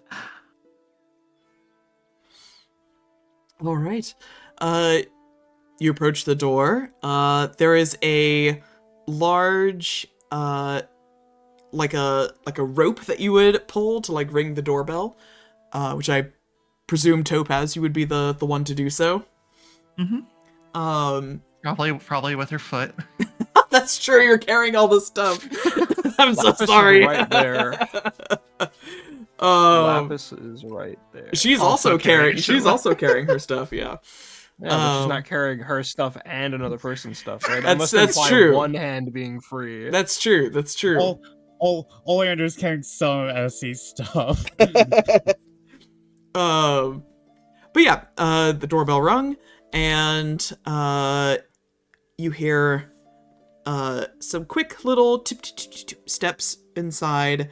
The door opens, and you are greeted with a young woman, a redhead tiefling, and she looks at your motley crew and kind of gives you a very cold, upturned look. Miss Stoneheart is not receiving guests, appointments, or inquiries today. You'll have to try again next week. And she Topaz notices pokes their head around. Yep, she notices Topaz's face peering from behind the wall of luggage, and just, oh, Mick Stoneheart, and Miss Stoneheart, my apologies, my deepest apologies. Of course, you are expected, and you're. She looks at everyone else. Friends? That's right.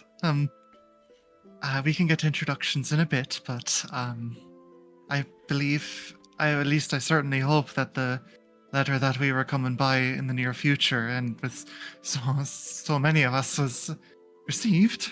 Of course. And Topaz, as you're looking at this tiefling woman, you are struck with the recognition. This is your sister's secretary. Her name's Peggy. She sort of runs the joint in Diamond's stead if she's not present, and works very closely with her. Please, by all means, please, come inside.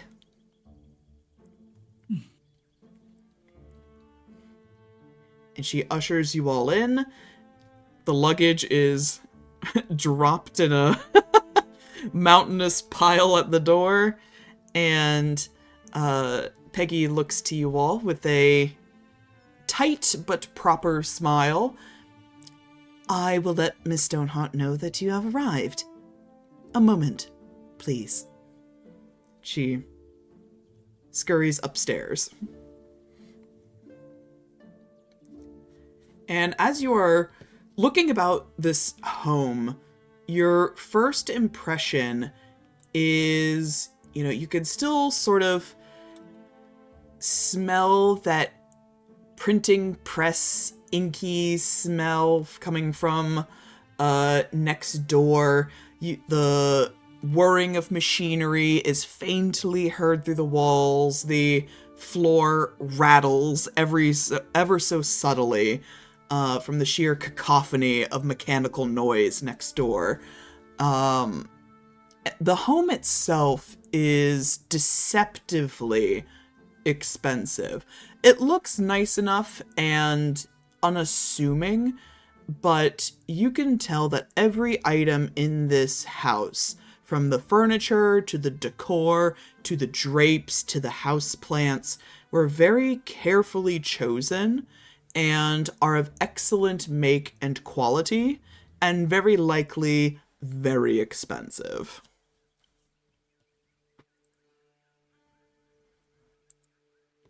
But after a moment, you hear, to Topaz and Lapis anyway, the familiar sounds of the slow, confident footsteps of Diamond approaching from upstairs. You hear the steps above you, circling around to the staircase, and then descending towards you. You are greeted with Diamond. Diamond is a large Verbolg woman. She's about half a head taller than Topaz, and her height is only increased by her large afro. The hair, her curls mostly cover the top half of her face, giving her a kind of mysterious air, but you can make out a small pair of tinted spectacles perched on the bridge of her nose. She wears a bold red lipstick, simple but expensive looking jewelry, a long gold necklace falling into her scandalously revealing neckline. She wears a sleek, fitted black dress that shows every single ounce of her curvaceous form, and her vitiligo spots across her chest and her arms are completely uncovered.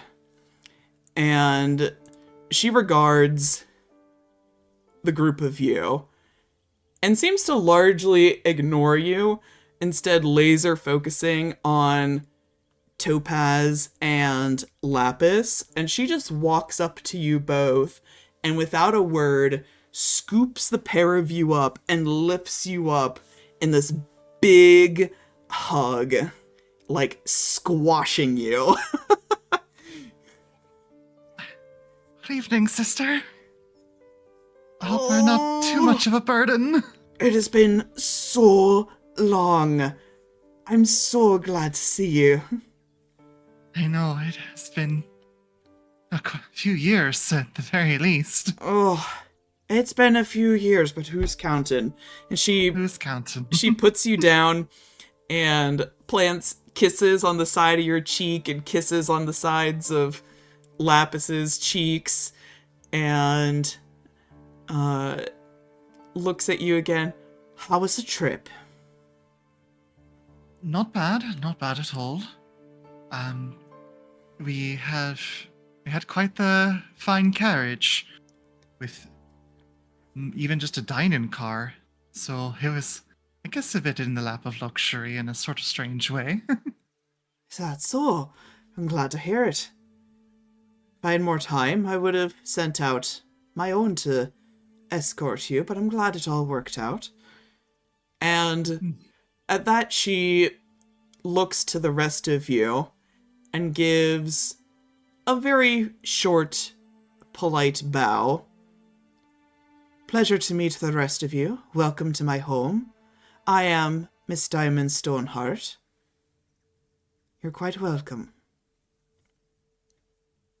A pleasure to meet you, and to thank you for your hospitality. The pleasure's Thank you, mine, thank you. I am sure. And if I had to wager a guess, and looking at each of you in a row, Mr. Oleander, the academic, looks to Luella. Miss Stalwix, the mysterious, beguiling fae, and looks to Gwyn, the dashing rake himself. Pleasure to meet you in person. Pleasure to be heard of. And looks to Essie. And you must be the man of the hour himself. Pleasure to meet you, Essie. Pleasure is mine, I'm sure. I'm glad to finally meet you. I've heard so much about you. As I have you. Well, how many can I be expecting to be residing here?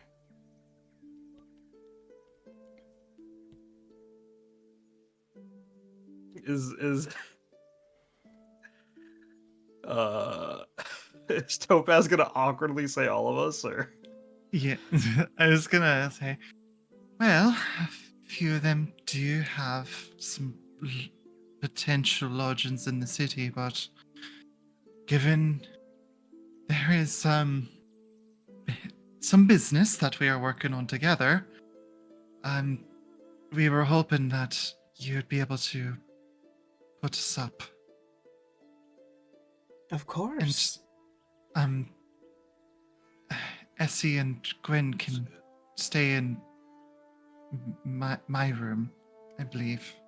If that's all right with the both of you.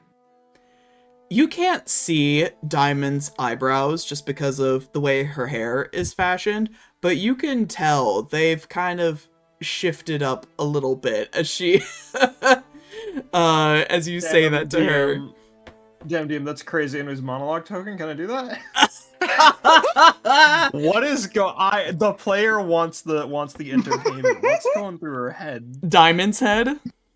Yeah, just for funsies. Yeah. Sweet. So Diamond has the sort of, not quite the bare bones of the situation, but just like the beginning developments. Diamond has, Topaz reached out to Diamond for essentially relationship advice regarding Gwyn, Essie, and Wild.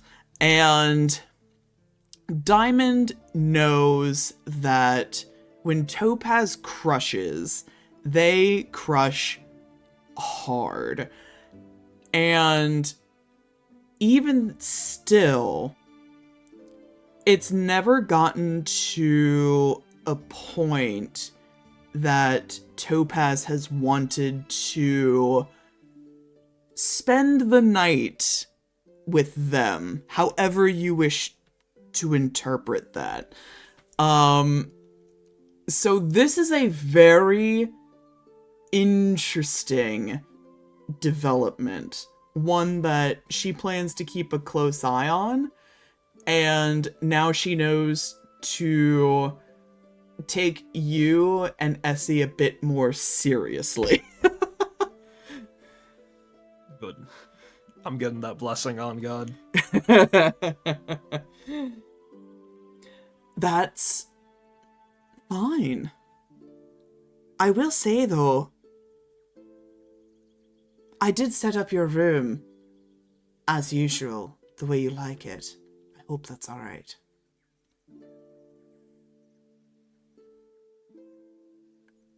Come, let me show you to the guest rooms. Let me take your bags. Diamond literally lifts up like all of the luggage and then starts taking it upstairs. Diamond, you didn't leave it, just... Please don't tell me you did that. She's ignoring you. She's going upstairs. When an Essie's like troublemaking senses are active. So as you go up the stairs to the second level of this brownstone, she'll open up one of the first doors, and there is just a like gratuitously pink room, and you know that this is Lapis's room. Lapis gathers her luggage, breaks off from the group, and closes the door, gets herself settled in. Go to the room next door, and it's another, like, kind of plain-ish guest room. It looks like it hasn't really been used. So either Luella or Oleander and Damus can claim it. And going up to the third floor, there's the master bedroom where she resides, and another guest room that's open and available. Topaz always had the quote-unquote like attic room. It's not like actually an attic, it's just like a converted attic space made into a bedroom. And Can I do something as we enter this room? yes, what would you like to do? I just imagine they come to the door to the attic, and Topaz turns around to Gwyn and Essie. She's like, if this is what I think it is, please. I was younger then, and I've matured as a person, I promise you, and I think you both know that very well, so please, please, not too much. Diamond regards you in this moment, and a really cheeky grin spreads across her face. It just, nonsense, Topaz. After all, your boyfriend should know the real you. And she opens the door. And this bedroom, your bedroom, looks like it has been untouched since you were like 18 years old. It's pink, but not as like egregiously pink as Lapis's room. However, the walls are covered in posters of theater productions and actors, and there's just stacks of schmutzy romance novels all over the place, on the writing desk, on the armchair, on the bedside table. And I mean, like, really corny stuff. Like, at first glance, looking through, you know, some of the titles, there's like a vampire novel called A Dangerous Thirst. There's one with, you know, a knight and a princess called Knight of the Night. You know, just like really, really corny stuff. But front and center is this giant poster, probably from an old,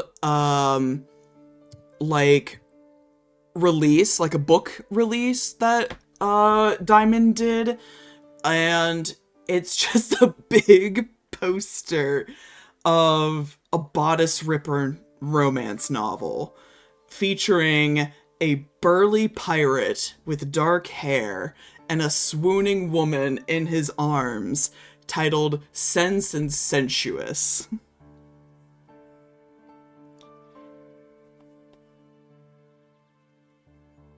Hold on, I think I have the reaction.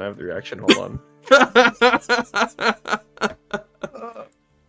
Just like Topaz coming in and seeing like, oh no, it's as bad as I thought. Just immediately, just like puts her head onto the, like, falls onto the bed and just like, go ahead. I also want to note that of the posters of the actors, particularly from various theater productions that Topaz has presumably seen, most of the posters and mementos that they've kept are predominantly of male orc actors.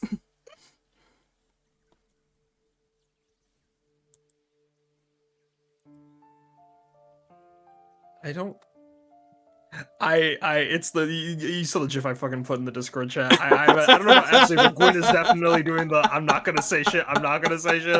Topaz is at a very vulnerable state. I'm not gonna say shit.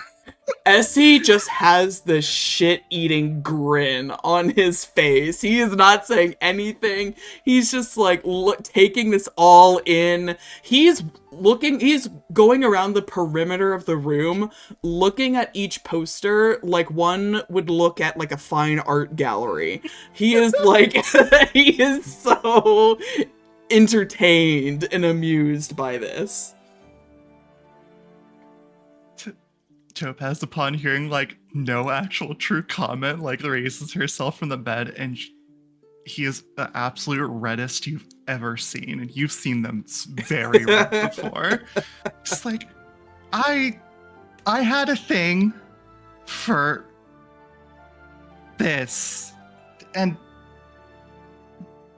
you both know that. I'm not. It's.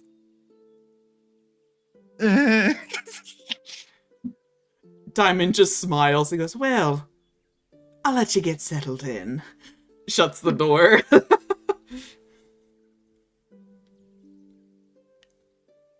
I just hope this doesn't make you think less of me. We were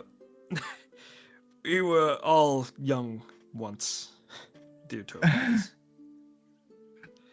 But not like this. This is so much. Please. You grow up in a mercenary band, and you'll meet people with all sorts of interests. And Essie? You see Essie has actually picked up one of the books and to your great distress, it's another one with an orc man on the cover, and it's titled "Barely Attracted," and it's like like an orc bear shifter male lead, and Essie's kind of like thumbing through it, just again this bemused smile on his face. Is there also a copy of Tusk Love in here? You see a couple of works by, a little known author named Kamar, She's Green with lust.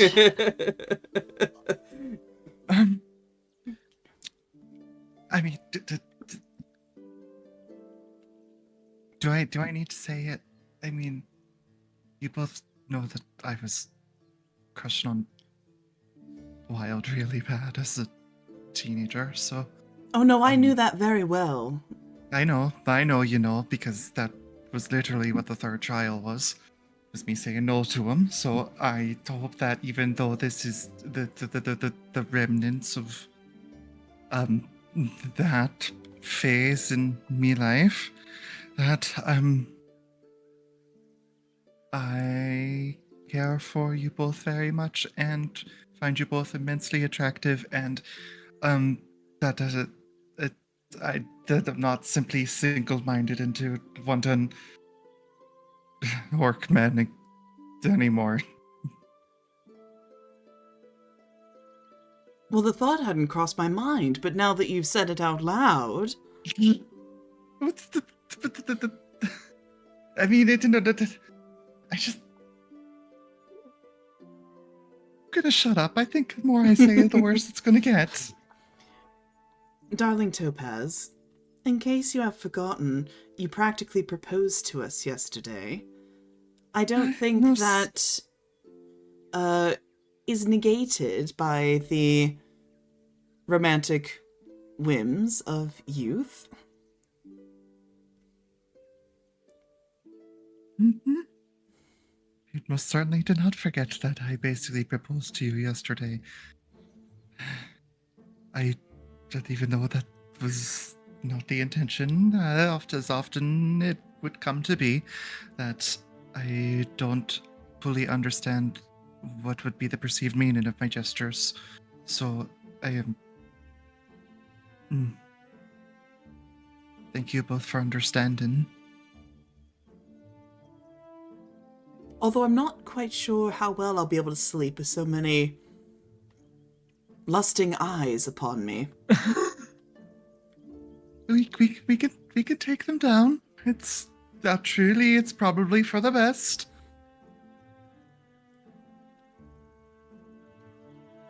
I wonder if your sister will... I wonder if Diamond will start making new material for you to hang up in the near future. Like I what? mean, you saw the way she looked at us, right? A journalist with... Or, well, someone with new inspiration in their life.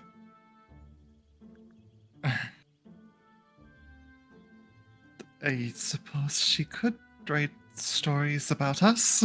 That certainly would make sense. Though, she's been on a bit of a spicier kick recently, so I suppose we'll see how that goes. Out of character. How do I not say something horny after that fuck? Say something horny. Do it. No, I'm not. No, I can't. The character wouldn't. The character wouldn't. And the player's embarrassed. I mean, I think 6 months ago, she had her one work banned for being too risque, so, you know, that kind of thing. Doesn't seem to have stopped her at all, Oh no. judging by It the noise coming from next door. It more so sails across the wall at this point. Something about a love story between a star and a witch tends to not sit well with the majority of Wishborn. I can see that. It's an interesting story. I mean, that the witch devoured the star's heart and climbed into her stomach at the end of it. As he kind of So looks that at you with like this very like tight expression. So that way they'd never be apart. Sorry, that may be uncomfortable. I was just thinking about it again. Well, she's got a active imagination. Mm-hmm. I fear we may be using too many words to calm ourselves in this moment. Perhaps a simpler way to adjust would be, and Gwyn will just take Essie and Topaz's hands and just lie in bed. And I imagine it starts off soft, but the three of them looking up at a large Orc Man poster hanging on the ceiling. You Topaz forgot just about the quickly one right above the bed. Topaz just quickly stands up, takes the poster, and just rips it off. It's like, I'm not doing this anymore. Oh, but Lacey and Racy, that looked like a masterpiece. I assure you, it was the smuttiest smut you could possibly imagine, but that was what I was into, so here we are.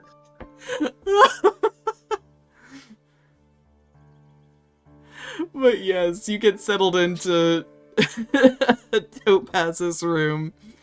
And if you like, you know, I imagine we're getting fairly close to dinner time. Diamond can, you know, set up a meal for you if you wish. Or I know that people have errands that they would like to do. The late afternoon, early evening is yours if you'd like to go out and about. One last thing real quick, just before we move on from that scene, I just remembered what I wanted to say.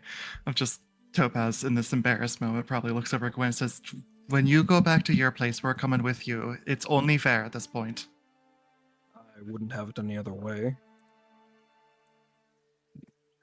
Just remember, I kept my tongue when I saw the estate of your room. You didn't have to, and I appreciate that you did. And besides, Topaz, three of us will overwrite these with new memories and feelings and lustful stares, if you so wish. Flushed. Mm-hmm. But continue.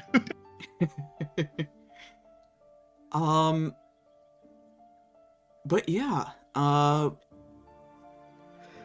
do people want to do their errands around the capital before recongregating? Errand time? Errand time? Chores! Yeah. Errand time. Yeah, it's time for shopping.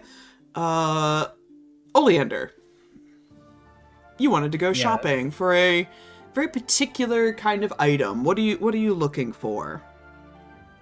Looking for two. It doesn't have to be necklaces, but Oleander is thinking necklaces.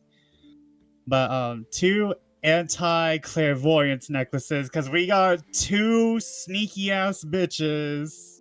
So And they true. And they got their own star that they're looking at. So true. All right. I will say that you have a pretty good idea of where you might be able to find such a thing.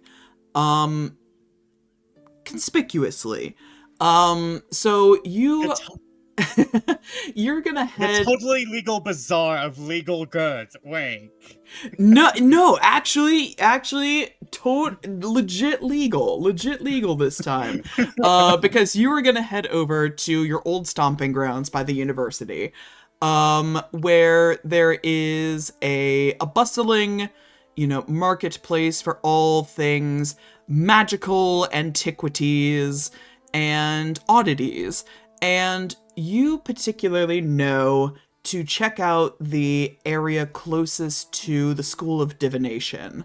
That would be likely your best bet to finding something to ward unintended, spying spells, tracking spells, that sort of thing. Because as these divination students practice their craft, it's very likely that they tried to use it on each other. And so, in order to not be figuratively caught with their pants down by their classmates, a lot of them will wear, like, amulets, rings, so on and so forth, to, avoid detection as well. So you sort of head into this little shopping area, and you find what appears to be sort of like a standard shop for these sorts of trinkets and spell items, magical items. There's a very frankly disinterested shopkeeper. She looks to be like one of the students herself. This is clearly like a part-time job that she's working while attending school. And she doesn't pay you much mind when you enter the shop, just enough to sort of like look up in your direction, acknowledge that you're there. But then she goes back to reading what appears to be a paper. But as you get a little closer to her, as you're browsing around, you see it's actually a copy of Wishing Stars. Stars spelled with a Z. That's Rook's tabloid that she's reading. And the front cover of it, in big red bold letters, says Witches at Hollowlight. Failed assassination attempt at soiree. If the star isn't safe, then neither are we. And then a little block of text underneath it. Where was Dame Leonora? What is the king doing to protect us? Oleander just immediately thinking, well, at least Rook is doing his job. And he's loving it. Oh, I see we already have our work already halfway done. Oleander Come here. Is Yeah, what I yeah, hear Lily? I hear Wesley in the background. Yeah. just another shopkeep going, Wesley! Wesley. Okay, Grandma, let's get you back to bed. Oleander kind of like goes over and is like, what? How's the goss? She kind of peers up at you and kind of shrugs her shoulders, and she's like, I don't know. Sounds like they're getting kind of desperate, if you ask me. I mean, witches? Aren't they, like, all dead? I don't know. Seems kind of crazy. There's still some kitchen witches out there. I wouldn't be too sure. I guess. Kitchen witches at the trials, though? That's kind of crazy. Don't know which magic casters are hiding, like, or witches in hiding. Oleander, like, gives a smile, like, could be true. Isn't the most interesting gossip with a little bit of truth in it?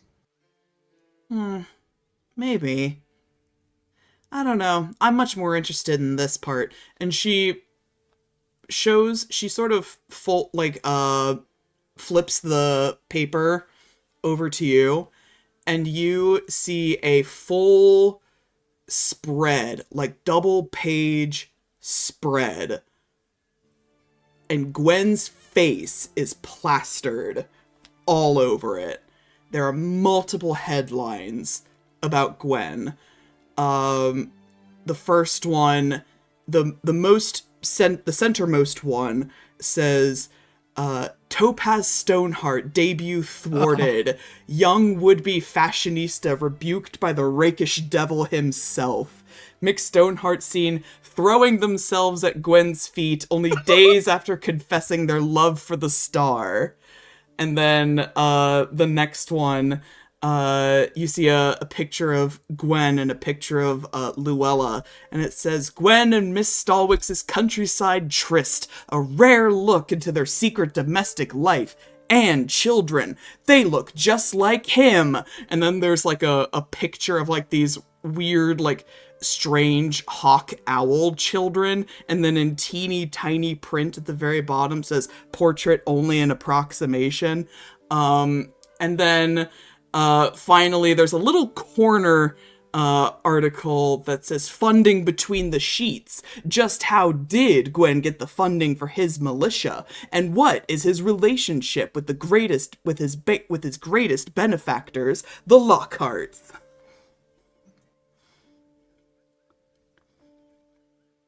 Oleander just immediately having every single red alarm go off in his head. And it's like, he's just imagining himself, like, grabbing Rook by the neck and squeezing him.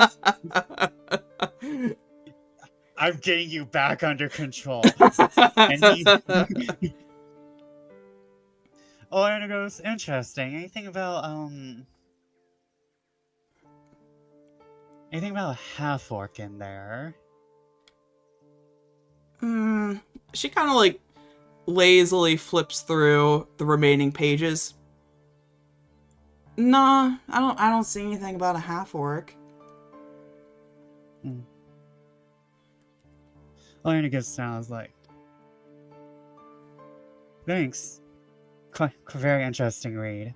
I must admit, dabbling in some rumors is always a little fun. Oh, totally. And she sets the newspaper down and kind of leans over the counter and is looking quite obviously like very dreamily at the pictures of Gwen.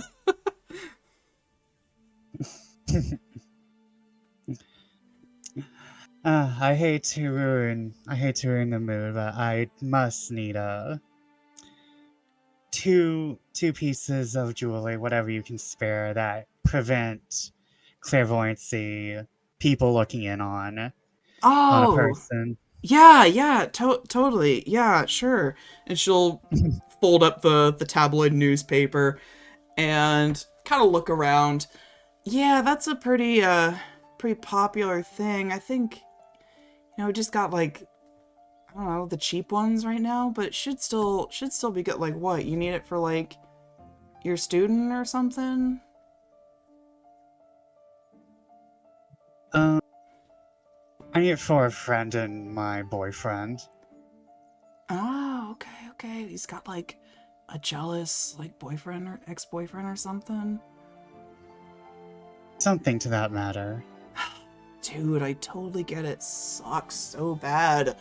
Oh, I've been dealing with my ex-boyfriend for like the last couple of months, and she starts like going off on this like tangent about her own romantic woes as she is like rummaging through the inventory, and she procures these two mismatched amulets, but they are two amulets of proof against detection.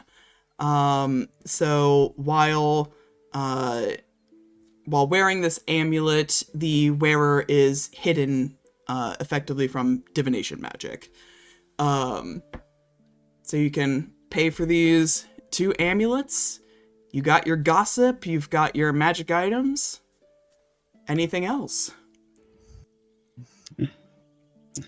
Would you happen to have an extra one of those tabloids, young miss? Oh, no, but I'm done reading this one. I mean, if you really want it, you can have it. Sure, I'll take it. And he'll like give a little extra for the tabloid as well. Thanks, I appreciate it, man. I was once a student too. I know how hard it is. Phew, got that right. Well, good luck with your boyfriend and his crappy ex. I know, it's very difficult dealing with some of these men. Mm. Oleander immediately returns to just once he walks out, it's like an immediate like power walk semi sprint back to diamonds and it's like, oh god, we have issues. All right. But I think that is a good pausing point. We've got our hot gossip, and we will continue our errands and rumors abound next session. So thank you all so much for playing. I hope you had a fun time tonight. Yeah, this was fun. It It's good. was I'm winning this good. campaign. Very good. This campaign. Can you believe that we have been playing this for a year now? It's been a whole year of trials. It's so exciting. Yay. Huzzah! Happy anniversary, everyone. Happy anniversary to Trial of the Hearts. And this will be our last session of the year because we're delving into holiday season. People are going to be busy. So unfortunately, no trials until January. So until then, my friends, take good care of yourselves and each other and enjoy the holiday season in whatever way that looks. We'll see you guys next year. Bye-bye. Bye. Bye bye. Bye.